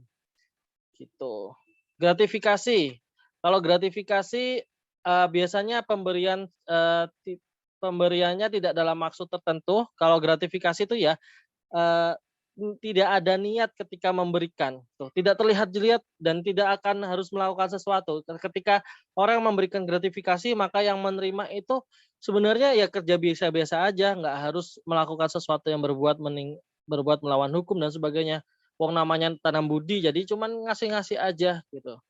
Jadi kalau di film itu pemberian benar, tapi pemberian yang bagaimana? Yang sudah ada niatnya. Ya, kalau sudah ada niatnya berarti transaksional, berarti masuknya adalah penyuapan. Oke, ini sudah banyak yang penyuapan. Menarik ini konflik kepentingan. Nah, konflik kepentingan ini kan tadi berkaitan dengan pemborongan, persewaan dan pengadaan. Sebentar saya kok lupa. Konflik kepentingan. Jadi karena ini bahasa hukum dan harus dipenuhi pasal-pasalnya, jadi yang dimaksud delik tipikor itu ini gitu. Di luar itu bukan delik tipikor tapi hukum yang lain, hukum pidana yang lain atau pelanggaran kode etik gitu. Nah, yang dimaksud dengan konflik kepentingan kan kalau di tipikor kan cuman di sini, apakah itu ada proses pemborongan atau proses pengadaan atau persewaan gitu. Nah, ini kan belum tahu ya tadi ya, belum kelihatan lebih jelas. Perbuatan curang juga demikian. Nah, perbuatan curang dilihat aktivitasnya. Apakah aktivitasnya itu berupa pembuatan bahan bangunan, infrastruktur, atau bukan yang tadi, atau penyerahan barang untuk keperluan TNI Polri. Nah, di sini delik tipikor itu benar-benar harus dipahaminya di situ. Jadi unsur per unsur ketika menemukan suatu kasus tadi, kan teman-teman menemukan suatu kasus ya tadi, kemudian dikembalikan ke bunyi pasalnya gitu. Memenuhi atau tidak. Ini sama kayak teman-teman kalau ketika memeriksa dan sebagainya yang berdasarkan undang-undang, pasal itu harus terpenuhi unsur-unsurnya gitu. Ketika kita menyebutkan tindak pidana korupsi gitu. Tapi apakah di luar itu bukan suatu perbuatan yang diperkenankan? Tidak diperkenankan, tapi diatur dalam hukum yang lain, hukum pidana yang lain atau kode etik. Gitu. Jelaskan kenapa perbuatan termasuk tindak pidana korupsi. Saya sambil memantau, silakan kalau mau ada yang bertanya atau merespon dari pembahasan ini boleh. Termasuk pidana korupsi karena menyalahgunakan wewenang sebagai bupati. Nah, ini menarik nih. Jadi penyalahgunaan wewenang ini bukan dalam rangka penggelapan dalam jabatan, teman-teman sekalian. Memang menyalahgunakan wewenang, oke. Inilah dalam rangka menyuap. Ada penyuapan. Di penyuapan juga ada penyalahgunaan wewenang ya, teman-teman sekalian. Gratifikasi, penyuapan, pemerasan, konflik kepentingan. Oke. Bisa jadi karena PNS bersentuhan langsung dengan masyarakat. Betul. Stakeholder, punya stakeholder, apalagi PNS yang bergerak di DJP. Ya, betul. Bisa jadi potensi yang mungkin kemudian fasilitas mengurangi penghapus pajak yang seharusnya utang. Baik. Mempercepat tagih antrian. Nah, ini ya. Yang simpel seperti ini, yang seperti Mas Aldino sampaikan ini, bahkan potensi gratifikasi itu mulai dari yang kayak kecil-kecil kayak tidak memudahkan antrean, mempercepat proses permohonan dan sebagainya gitu. Itu kan sudah termasuk pelanggaran ya, meskipun kecil gitu. Dan itu korupsi. Karena disebutkan bahwa pemberian dalam arti luas. Dalam film itu dampak imbalan mudah. Oke, dampak buruk menjadi lingkungan sekitar. Oke, kerusakan lingkungan, penebangan hutan. Oke. Saya pengen cari apakah ada yang sampai ujungnya. Oke. Kalau di film itu sudah disebutin ya dampaknya adalah banjir, kerusakan lingkungan dan sebagainya. Nah, kalau ada kerusakan lingkungan seperti banjir itu siapa yang ya pemerintah harus benar-benar sigap siaga, menyediakan dana, kemudian tenaga dan sebagainya dikerahkan semua untuk penanganan banjir di situ. Padahal banjirnya karena korupsi, ya karena harusnya perizinan, harusnya tidak dibolehkan untuk membuka lahan, akhirnya diberikan izin untuk membuka lahan karena korupsi.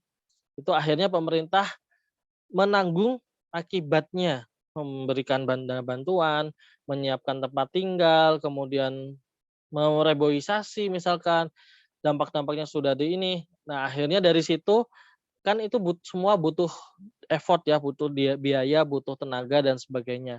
Nah, dari situ kalau kita tarik lagi, berarti kan butuh uang yang besar mungkin, dan untuk pengadaan semua itu pemulihan sebagainya.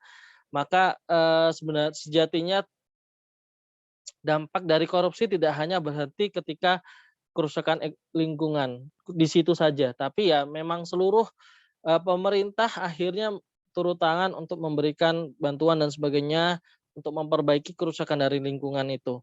Dan uang yang digunakan pemerintah ya dari rakyat sendiri. Jadi rakyat sudah membayar, kemudian yang dari pajak yang dibayarkan oleh rakyat ya akhirnya untuk memperbaiki lingkungan yang rusak akibat korupsi. Padahal sebenarnya yang efektif adalah untuk meningkatkan pendapatan per kapita, perekonomian dan sebagainya gitu. Jadi itulah dampak yang sebenarnya kita bisa rasakan bahwa bisa jadi Indonesia itu belum terbebas dari utang ya juga karena kita merasa banyak sekali kos yang dikeluarkan untuk memperbaiki akibat dari korupsi gitu. Gitu dampaknya. Bisa jadi kita kesusahan untuk kok kenapa ya target penerimaan pajak tiap tahun naik, seakan-akan tidak pernah berhenti untuk naik, seakan-akan butuh terus gitu. Ya salah satunya mungkin karena itu, karena makin banyaknya kegiatan korupsi, kejahatan korupsi, akhirnya dampaknya juga lebih banyak gitu.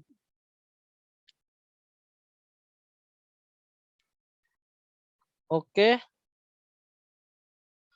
Ya, teladan yang baik ya. Jadi di akhir itu sudah disampaikan bahwa anaknya melihat sendiri, bapaknya menolak. Akhirnya ketika anaknya si Rama menjadi besar, itu nilai itu akan terbawa dan Rama memiliki keberanian juga untuk menolak seperti halnya ayahnya yang waktu itu juga menolak pemberian. Oke, teman-teman sekalian, diskusinya menarik. Terima kasih atas jawabannya teman-teman sekalian. Monggo kalau masih ada waktu, jika ada yang masih mau ditanyakan. Saya kembalikan ke Mas Pramana. Terima kasih. Terima kasih Mas Tony atas penjelasan dan diskusi yang diberikan. Baik, apakah Bapak Ibu mungkin ada sesuatu yang ditanyakan terkait materi yang telah disampaikan barusan? Mas Rico mau bertanya, Mas.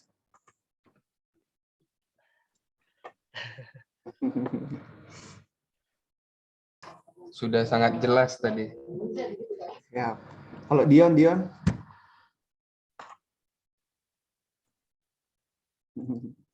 Baik, apakah tidak ada yang ditanyakan Bapak Ibu?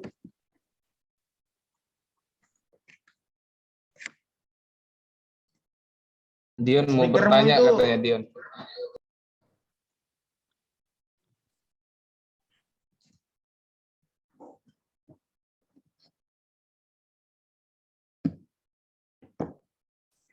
Bagaimana Bapak Ibu?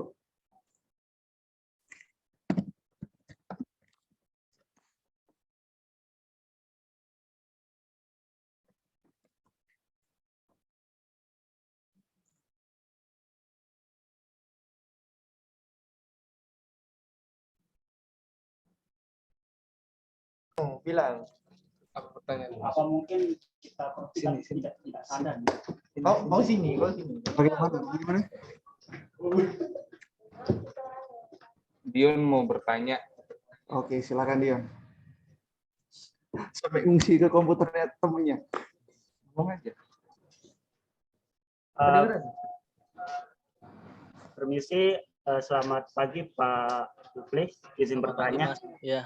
Pertanyaan saya singkat saja, apakah mungkin seseorang tidak sadar kalau dia sedang melakukan atau berpotensi untuk korupsi begitu?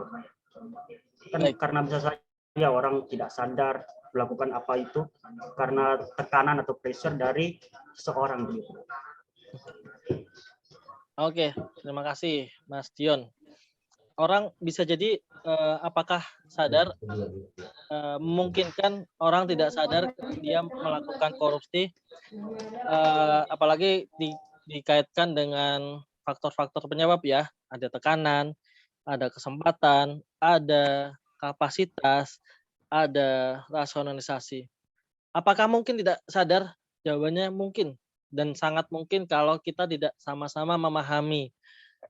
Dalam kondisi tertentu, makanya adanya kegiatan kayak ICV, IHT, kemudian seperti ini, itu dalam rangka biar kita mendapatkan dasar bahwa mana yang baik, mana yang tidak, mana yang boleh, mana yang tidak.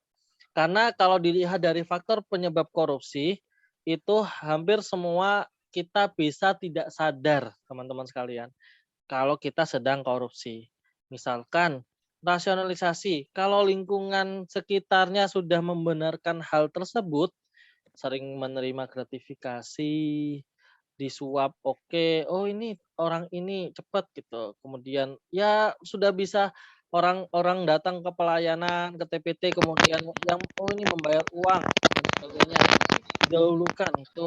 Nah itu bisa juga ya karena sudah rasionalisasi ya, sudah jadi hal yang sudah mungkin dikira wajar seperti itu, jadinya malah tidak benar-benar disadari. Kemudian tekanan, bisa jadi tekanan itu datang karena kita masih dalam posisi yang belum bisa, ada mungkin atasan kita meminta sesuatu untuk kita untuk berbuat sesuatu, itu juga bisa kan itu. Atau itu seolah-olah menjadi tugas kita gitu ya, untuk melayani orang-orang tertentu yang dengan punya niat buruk, untuk niat jahat dan sebagainya. Jadi tekanan itu juga bisa jadi karena mungkin sebenarnya yang bertransaksi adalah atasannya, kemudian kita sebagai ya nurut-nurut aja sebenarnya kita dengan pimpinan gitu. Tapi itu juga kita tidak sadarin gitu. Bisa jadi itu atau tekanan juga bisa kita tidak sadari bahwa ya sebenarnya kalau dari tekanan sendiri banyak yang sadar bahwa oh ini saya dalam kondisi yang memang tertekan baik secara internal butuh sesuatu itu kan tekanan juga ya, kebutuhan keluarga, kebutuhan rumah. Saya butuh tiap minggu pulang ke Jakarta dari Bantaeng, itu kan kebutuhan, itu kan juga jadi tekanan ya. Tekanan ekonomi keluarga jadinya dia membutuhkan biaya yang lebih. Kemudian apalagi kapasitas. Nah ini juga kemungkinan besar juga bisa jadi nggak sadar ketika orang punya kapasitas akhirnya ya saya cuman mau membantu kok. Saya cuman karena saya punya kewenangan ini saya cuman mau membantu atau ya karena kapasitas itulah akhirnya dia juga nggak sadar bahwa kita melakukan satu. Yang paling sering sebenarnya kalau nggak sadar itu yang terkait gratifikasi karena itu memang benar-benar sesuatu yang di masyarakat kita tuh hal yang wajar, lumrah, berbaik ke orang lain, memberikan sesuatu hadiah ke orang lain. Tapi sebenarnya di balik itu semua ada ancaman pidana gratifikasi kalau kita tidak mengendalikan atau mengelolanya. Makanya kalau di unit pengendali kan namanya pengendali gratifikasi ya. Karena ada yang boleh, ada yang tidak. Nah, kalau ada yang boleh, ada yang tidak, berarti yang abu-abu ini harusnya clear. Ini boleh atau tidak gitu. Kalau tidak clear itu akan jadi bermasalah nantinya.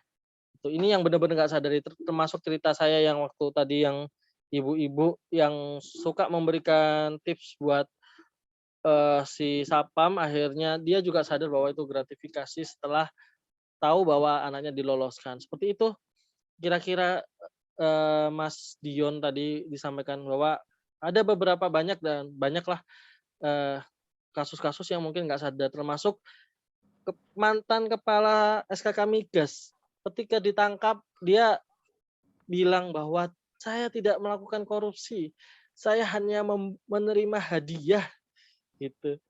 Kan aneh gitu. Ya menerima hadiah, tapi kan itu dipengaruhi oleh jabatannya, gitu. Karena dia kepala SKK Migas waktu itu. Itu dia sampaikan itu, karena dia merasa saya tidak korupsi kok. Saya menerima hadiah dan yang di masyarakat kita namanya pemberian hadiah itu hal yang wajar sebenarnya, hal yang sangat bisa diterima gitu. Tapi yang menjadi masalah ketika kita memiliki jabatan atau kita sebagai pegawai negeri menerima hadiah itu perlu hati-hati banget. Hati-hati boleh atau tidaknya. Gitu Mas Dion dan Mas Prama. Terima kasih. Siap. Terima kasih Mas Dion jawabannya. Semoga jawaban disampaikan memuaskan Dion. Dan pasti puas lah Dion ya. Lengkap jawabannya. Baik, terakhir apakah ada yang bertanya lagi?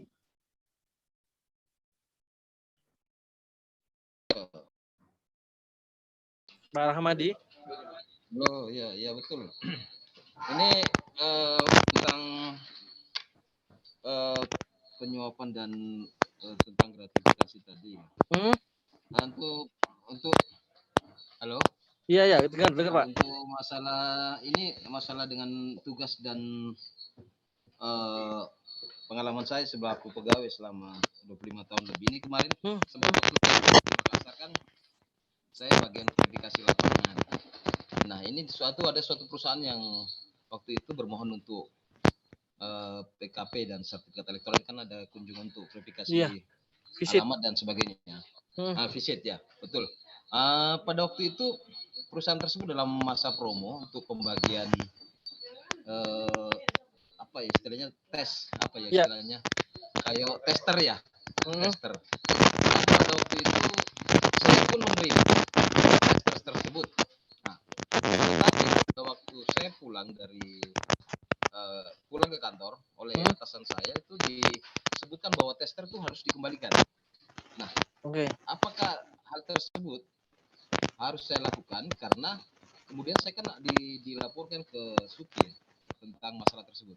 Nah, kalau menurut saya yang selaku saya sebagai petugas memang betul memang ada ininya. Tapi kan masyarakat lain juga menerima, artinya dibagi-bagikan untuk tester. Ya. Apakah hal tersebut dibenarkan atau tidak? Menurut ini ya, menurut aturan yang berlaku, saya akhirnya mengembalikan tester tersebut, tester dalam kopi instan ya. Kopi Harusnya instan. saya kembalikan karena atasan saya melarang ya. Nah, ini yang Hmm. saya tanyakan, apakah tindakan tersebut memang seharusnya mengembalikan atau tidak? Karena Oh ya. hal tersebut pun dibagikan kepada masyarakat sebagai apa ya, untuk promo perusahaan. Promo. Nah, Jumlahnya itu yang sama, saya Pak. maksudkan, ya. Jumlah dan Sama. kualitasnya sama yang dibagikan Ya, ke masyarakat. sama persis sama, karena itu dalam kemasan itu hanya sekitar 200 gram kayaknya. Nah, Kalau kemasannya kira-kira Pak sama. Rahmadi datang ke tempat itu tapi tidak memakai name tag pegawai di dalam rangka visit, dapat juga ya, Pak? Karena waktu itu saya melakukan tugas dahulu. Iya. Kemudian pada waktu pulang, itu kan di luar gerbang perusahaan itu dibagi ya. Dibagikan. Dibagikan masyarakat yang lewat. Oh, Ya. berarti di Saya pinggir pas keluar. jalan ya? Ya, pas keluar. Saya pas keluar. Oh, Pak, ini ada ini. Karena pas keluar dari gerbang tersebut. Oke. Di samping gerbang tersebut kan di jalan umum ya. Jalan Iya, umum. iya, iya, iya. Akhirnya saya tahu itu produk dari perusahaan. Oh, saya dari dalam Pak tadi. Oh ya Pak. Ini sekalian buat ini makanan ini kayak tester. Saya gitu. Menarik. Apakah jadi kemudian itu saya kembalikan ya 2 hari kemudian sehari kemudian esoknya saya kembalikan karena saya dianggap menerima sesuatu sehubungan dengan tugas saya. Apakah itu yang saya tanyakan apakah itu boleh atau enggak? Baik. Makasih. Terima kasih Pak Rahmadi, menarik ya. Jadi yang inti pertama yang disampaikan Pak Rahmadi, kenapa saya bertanya seperti itu, karena kalau misalkan Pak Rahmadi bukan pegawai pajak yang mungkin dari dalam dan karena visit ya, apakah juga dapat? Ya dapat, karena ya dapat ya Pak, karena orang lain juga dapat ya, yang kebetulan mungkin lewat di sana atau kebetulan di dekat sana juga menerima itu. Nah, kalau tidak berhubungan dengan jabatannya, artinya tidak, meskipun orang lain atau pemberian itu tuh bukan karena kita visit gitu ya, bukan karena kita visit ya, karena ketika kita visit kebetulan juga dia lagi membagi-bagikan produknya ke sampelnya atau promonya kepada masyarakat lain. Nah, sebenarnya itu sebenarnya diperbolehkan, Pak, sebenarnya diperbolehkan. Hanya saja ini perlu hati-hati karena Bapak ke sana dalam rangka visit. Nah, ini yang mungkin kehati-hatian ini yang mungkin pimpinan ini melihatnya seperti itu. Kalau mungkin Bapak tidak dalam rangka visit gitu ya, tidak dalam visit dan itu semua orang mendapatkannya termasuk sebagai masyarakat umum itu juga dapat, itu nggak masalah karena Bapak juga sebagai perannya kan juga sebagai masyarakat umum. Tapi kalau yang dikhawatirkan itu ketika Bapak menuju sananya itu karena visit, itu yang kalau tidak visit kan Bapak akhirnya nggak mendapatkan gitu Pak ya. Kecuali dikabarin sama teman, ke situ ada promo nanti dapat kopi dan sebagainya atau dapat produknya gitu. Nah, Bapak ke situ tidak dalam rangka surat tugas. Nah, itu yang clear di situ. Sebenarnya kalau dilihat dari tipikornya itu termasuk gratifikasi yang diperbolehkan karena tidak berhubungan dengan jabatannya secara langsung. Artinya bukan karena Pak Rahmadi ini pegawai pajak yang akhirnya si perusahaan itu memberikan promonya, tapi memang karena memang lagi promo. Tapi masalahnya di kode etiknya, Pak. Jadi bukan di tipikornya. Di kode etiknya Bapak ke sana sebagai orang yang menjalankan tugas untuk visit, kemudian menjalankan tugasnya sudah disebutkan bahwa tugasnya ini. Nah, apakah pimpinan itu kemarin tuh melihat bahwa kok dalam pelaksanaan tugas menerima sesuatu yang atau melaksanakan sesuatu yang tidak sesuai dengan perintah tugasnya. Nah, itu sudah masuk ke kode etik ranahnya. Di gratifikasinya diperbolehkan karena berlaku secara umum, tapi di kode etiknya dilihat lagi. Nah, apakah di kode etik ketika menjalankan sebuah tugas itu diperkenankan seperti itu, misalkan memakan jamuan dan sebagainya lah gitu dan sebagainya. Tapi sebenarnya kalau barangnya sendiri itu sebenarnya tidak gratifikasi. atau gratifikasi yang diperbolehkan. Kalau ragu sebenarnya bisa dilaporkan Pak soal itu. Tapi kalau masyarakat umum dengan barang jumlah yang sama, kualitas yang sama itu menerima juga, kalau gratifikasinya tidak ada masalah. Tapi etikanya itu yang saya tangkap dari pimpinan bersikapnya di situ. Keputusannya untuk dikembalikan karena itu, Pak. Gitu Pak Rahmadi.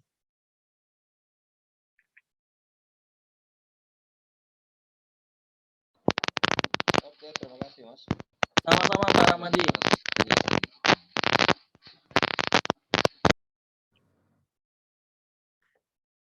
Baik, Ngurah. Resen mau bertanya, Ngur?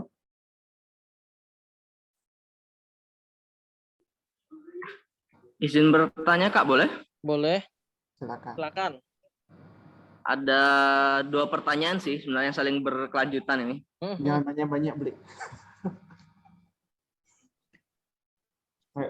Tentang gratifikasi yang kecil-kecil lah. Misal dalam rangka tugas ke WP, ditawari minuman itu termasuk gratifikasi nggak? Apakah boleh diambil? Oke. Selanjutnya. Ada lagi? Yang kedua, Bli. Itu dulu. Nanti itu dulu. kalau sudah ada jawabannya mungkin saya bertanya lagi. Siap. Ini memang berkaitan dengan kode etik dan ini gratifikasi. Kalau saya gratifikasi, saya coba kembalikan ke ini pasalnya ya. Biar clear.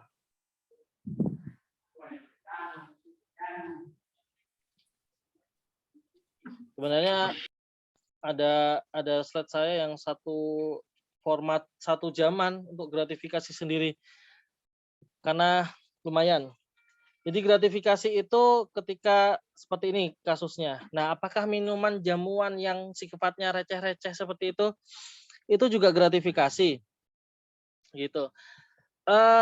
Perlu kita state bersama-sama bahwa semua pemberian itu gratifikasi. Nah, berarti minuman juga gratifikasi. Tapi apakah melanggar atau diperbolehkan atau diperkenankan dan sebagainya atau tidak memenuhi unsur pidana atau enggak. Nah, dilihat minuman itu berlaku umum enggak ketika orang siapapun itu atau tamu kemudian datang kepada WP, kemudian ketika visit kemudian diberikan minuman, apakah itu hal yang umum, berlaku secara umum. Mau kita pegawai atau tidak pegawai, ketika si orang si stakeholder tersebut atau WP tersebut itu menjamu tamu, itu seperti itu gitu. Itu dulu. Jadi kalau jamuannya ke setiap orang itu minuman air mineral yang botolan itu, ya kalau ke kita juga seperti itu harusnya gitu. Maksud saya nilainya nggak berlebih-lebihkan, kecuali kalau kita tahu bahwa petugas pajak yang datang akhirnya disediakan makan siang, disediakan kepiting rebus dan sebagainya, itu kan sudah tidak wajar dan tidak berlaku secara umum. Jadi yang berlaku secara umum ya kalau orang itu memang sudah seringnya memberikan tamu seperti itu dan itu berlaku umum wajar, ya nggak apa-apa, itu diterima. Dan itu dilihat lagi, Kak, ini berkaitan dengan gratifikasinya. Sekarang berkaitan dengan kode etiknya. Kode etiknya boleh memperbolehkan atau enggak menerima jamuan dari makan siang. Ini nanti bisa tanyakan ke teman-teman KI. Apakah jamuan ketika visit apakah diperbolehkan atau enggak? Itu dalam kode etik gitu. Kalau gratifikasinya berlaku umum, kita ke sana itu baik sebagai jabatan sebagai ASN atau tidak sebagai ASN juga akan dikasih minuman yang sama, itu kalau gratifikasinya tidak masalah.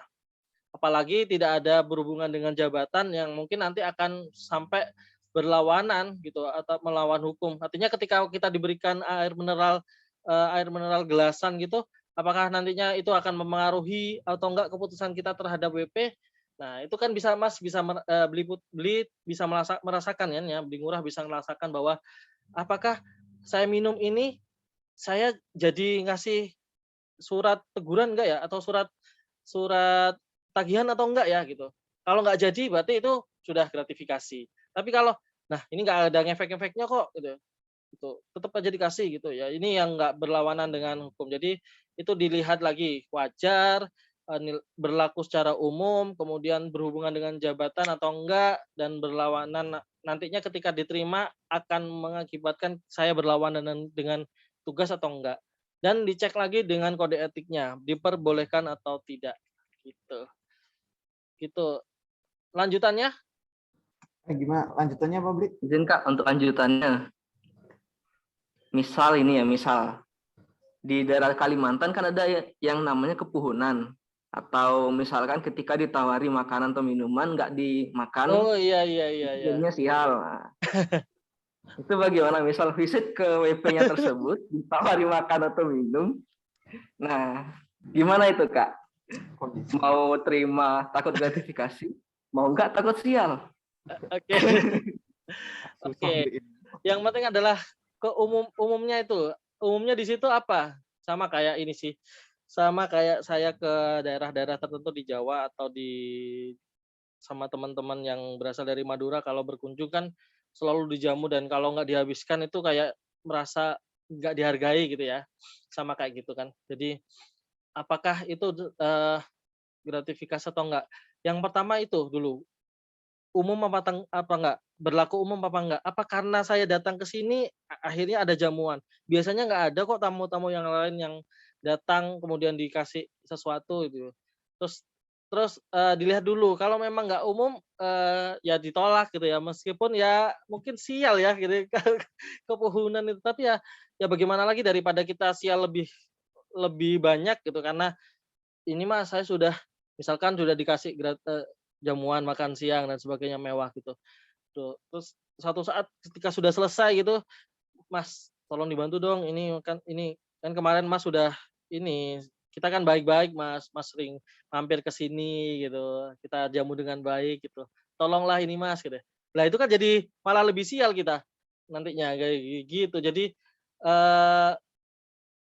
ini memang berat sebenarnya. Jadi kalau memang sesuatu itu menurut adat istiadat itu nggak baik untuk tidak dimakan ya, dan itu berlaku umum, artinya setiap orang yang datang itu atau yang umumnya ada tamu ya itu diberikan ya nggak masalah menurut saya, karena berlaku secara umum, tidak karena jabatan kita akhirnya diberikan gitu. Tapi kalau karena jabatan kita diberikan, ada keistimewaan dan sebagainya, maka jatuhnya adalah gratifikasi.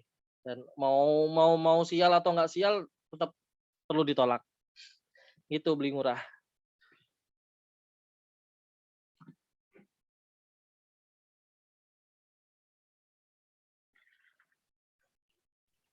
Siap, terima kasih banyak Kak informasinya. Siap. Sangat membantu sekali. Oke, baik. Tadi dari Beli merupakan pertanyaan terakhir ya Mas ya? Siap. Oke, baik. Dan berakhirnya diskusi. Saya bisa nambah satu, Mas Pram. Oke, silakan Bu Irda. Silakan Bu. Sore ya Pak Mufli. Saya mau ada penegasan aja terkait kan kadang-kadang kita ada undangan sosialisasi. Nah, ini ada beberapa pihak yang kadang-kadang masih menawarkan honor untuk narasumber sosialisasi. Nah, saya mohon penegasan aja karena ada beberapa, saya sempat ada surat penegasan yang KPK itu yang saya baca, di situ ada penyampaian bahwa apabila tidak ada double pembiayaan, maka itu diperkenankan untuk diterima. Nah, kemudian ini sebenarnya mekanismenya akan seperti apa? Terus apakah kalau kita perlu memasukkannya ke kode etik, apakah itu menjadi kita buat sendiri di kantor atau kita membuat yang sudah digariskan dari kantor pusat? Seperti itu aja sih Pak Mufli. Terima kasih. Siap, terima kasih Bu. Sebenarnya kalau dari KPK sendiri, kalau kita merefer ke KPK Bu, dari KPK itu sebenarnya ini juga berkaitan dengan saya penyuluh anti korupsi, kan kadang-kadang juga diundang ke sana sini dan ada beberapa yang terkait honor juga. Jadi di istilahnya mereka itu kalau tidak double honor, artinya ketika dari kantor KPP Pratama Bantaeng itu menugaskan sekaligus memberikan honor sebagai narasumber, kemudian di sana juga diberikan honor, itu tidak diperkenankan. Tapi sekali lagi kalau saya juga belum membaca lebih lanjut terkait honor ketika teman-teman diminta untuk menjadi narasumbernya di perusahaan atau terkait WP tertentu. Tapi kalau pandangan saya sebenarnya yang paling aman sebenarnya ya ketika ditugaskan dari kantor ya segalanya sudah difasilitasi oleh kantor. Artinya memang itu bagian dari tugasnya. Kalaupun ada honor karena berkaitan dengan tugas ya. Karena kalau kita di hire kan honor itu dibayarkan karena kita sebagai AR atau petugas pajak dari KPP Pratama Bantaeng. Artinya sebenarnya yang berhak untuk memberikan atau memfasilitasi adalah kantor gitu. Jadinya kita kalau memang ada honor tertentu maka sebenarnya harusnya diakomodir oleh kantor gitu. Seharusnya ya, maksudnya dalam artian kantor bisa menolak pemberian atau apapun itu yang berkaitan dengan honor. Tapi saya belum jelas membaca peraturannya di kode etik kita di bagian mana yang nanti ada pembayaran honor kepada terkait narasumber ke perusahaan-perusahaan tertentu gitu. Tapi kalau yang saya bisa cermati di sini bahwa kita datang ke tempat si perusahaan itu kita dalam rangka menjalankan tugas. Sudah sewajarnya tugas kita sebagai sebagai petugas pajak untuk memberikan edukasi. Dan itu kan sudah sebenarnya kalau dalam nurani sendiri itu sudah ikut ke dalam ya tunjangan, kemudian gaji kita, itu sudah include sudah seharusnya gitu ya. Jadi tidak ada sesuatu yang spesial yang harus dibayarkan lebih dari yang si pemberi atau si pengundangnya. Namun kalau terkait itu bisa jadi ada kebijakan tertentu Bu, kalau memang itu masih abu-abu dan belum diketemukan bagaimana seharusnya itu bisa jadi akan jadi formula baru buat atau kebijakan baru buat Bantaeng gitu. Apakah itu diperkenankan atau bagaimana sikapnya gitu. Tapi kalau dari saya pribadi, kalau saya sedang ditugaskan dan memang sudah saya digaji dan tunjangan saya memang karena tugas saya itu gitu, saya tidak meminta honor gitu, kecuali memang yang menugaskan yang memberikan gitu, kecuali yang memberikan surat tugasnya yang memberikan. Kalau diakomodir, kalau memang tidak ada ya sudah tidak apa-apa karena memang tugas dan saya digaji dan dibayar negara karena seperti itu gitu. Beda halnya dengan misalkan dengan penyuluhan ini, misalkan ya ini karena di penyuluhan ini kemudian ada yang kementerian lain atau lembaga lain yang membayar saya dan itu kan memang bukan bagian dari saya yang ini, itu sebenarnya dari KPK diperbolehkan gitu. Itu sih intinya Bu. Jadi intinya sih kembali lagi yang menugaskan gitu. Oke. Terima kasih Pak Mufli. Ya, sami-sami Bu. Terima kasih Pak Mufli, Pak Tony atas jawaban yang diberikan. Tadi merupakan pertanyaan dan jawaban terakhir di sesi diskusi ini. Sebelum menutup acara, mungkin kita akan balik ke acara selanjutnya, penghujung sesi terakhir yaitu sambutan atau closing statement dari Bu Wirda Ningsih Wahid. Dari Bu Wirda kami persilakan. Baik. Terima kasih. Assalamualaikum warahmatullahi wabarakatuh. Jadi terima kasih sekali Pak Mufli dari kami semua keluarga besar di KPP Bantaeng. Apa yang Bapak sampaikan tadi mudah-mudahan bermanfaat untuk kami semua. Kami berharap kegiatan seperti ini Pak Mufli nggak bosan-bosan ya kalau kami minta untuk jadi narasumber. Saya lihat teman-teman dari awal sampai akhir sepertinya antusias semua untuk mengikuti. Mudah-mudahan itu tanda positif bahwa kami semua ini juga ingin untuk turut berperan aktif, tidak hanya untuk diri kami mencegah untuk tidak melakukan perbuatan ini, tapi kami juga bisa berperan aktif untuk ikut serta mencegah orang lain di lingkungan kami, terutama supaya ini tidak terjadi lagi, supaya kami bisa juga ikut serta mewujudkan pemerintahan yang bersih dari korupsi dan kolusi dan nepotisme. Terima kasih sekali lagi ke Pak Mufli. Mudah-mudahan bermanfaat. Itu saja dari saya. Assalamualaikum warahmatullahi wabarakatuh. Waalaikumsalam warahmatullahi wabarakatuh. Baik, terima kasih Bu Ria atas closing statement yang disampaikan. Dengan berakhirnya closing statement yang diberikan tadi, maka berakhir pula acara kita pada siang ini. Terima kasih atas waktu yang disempatkan, terutama untuk Bapak Mufli Fatuniawan. Terima kasih atas waktu yang disempatkan, Pak. Semoga apa yang disampaikan, ya sama-sama Pak. Semoga apa yang disampaikan dapat kita terapkan dalam kegiatan kita sehari-hari, baik di luar kantor maupun di dalam kantor. Baik, terima kasih atas waktu dan perhatian yang diberikan. Wabillahi taufiq wal hidayah. Wassalamualaikum warahmatullahi wabarakatuh. Terima kasih ya Mas Tony. Terima kasih Mas Pram dan teman-teman sekalian. Saya izin pamit ya. Mohon maaf semuanya. Assalamualaikum. Baik, Pak. Terima kasih Bu Waalaikumsalam Wirda. warahmatullahi wabarakatuh, Pak.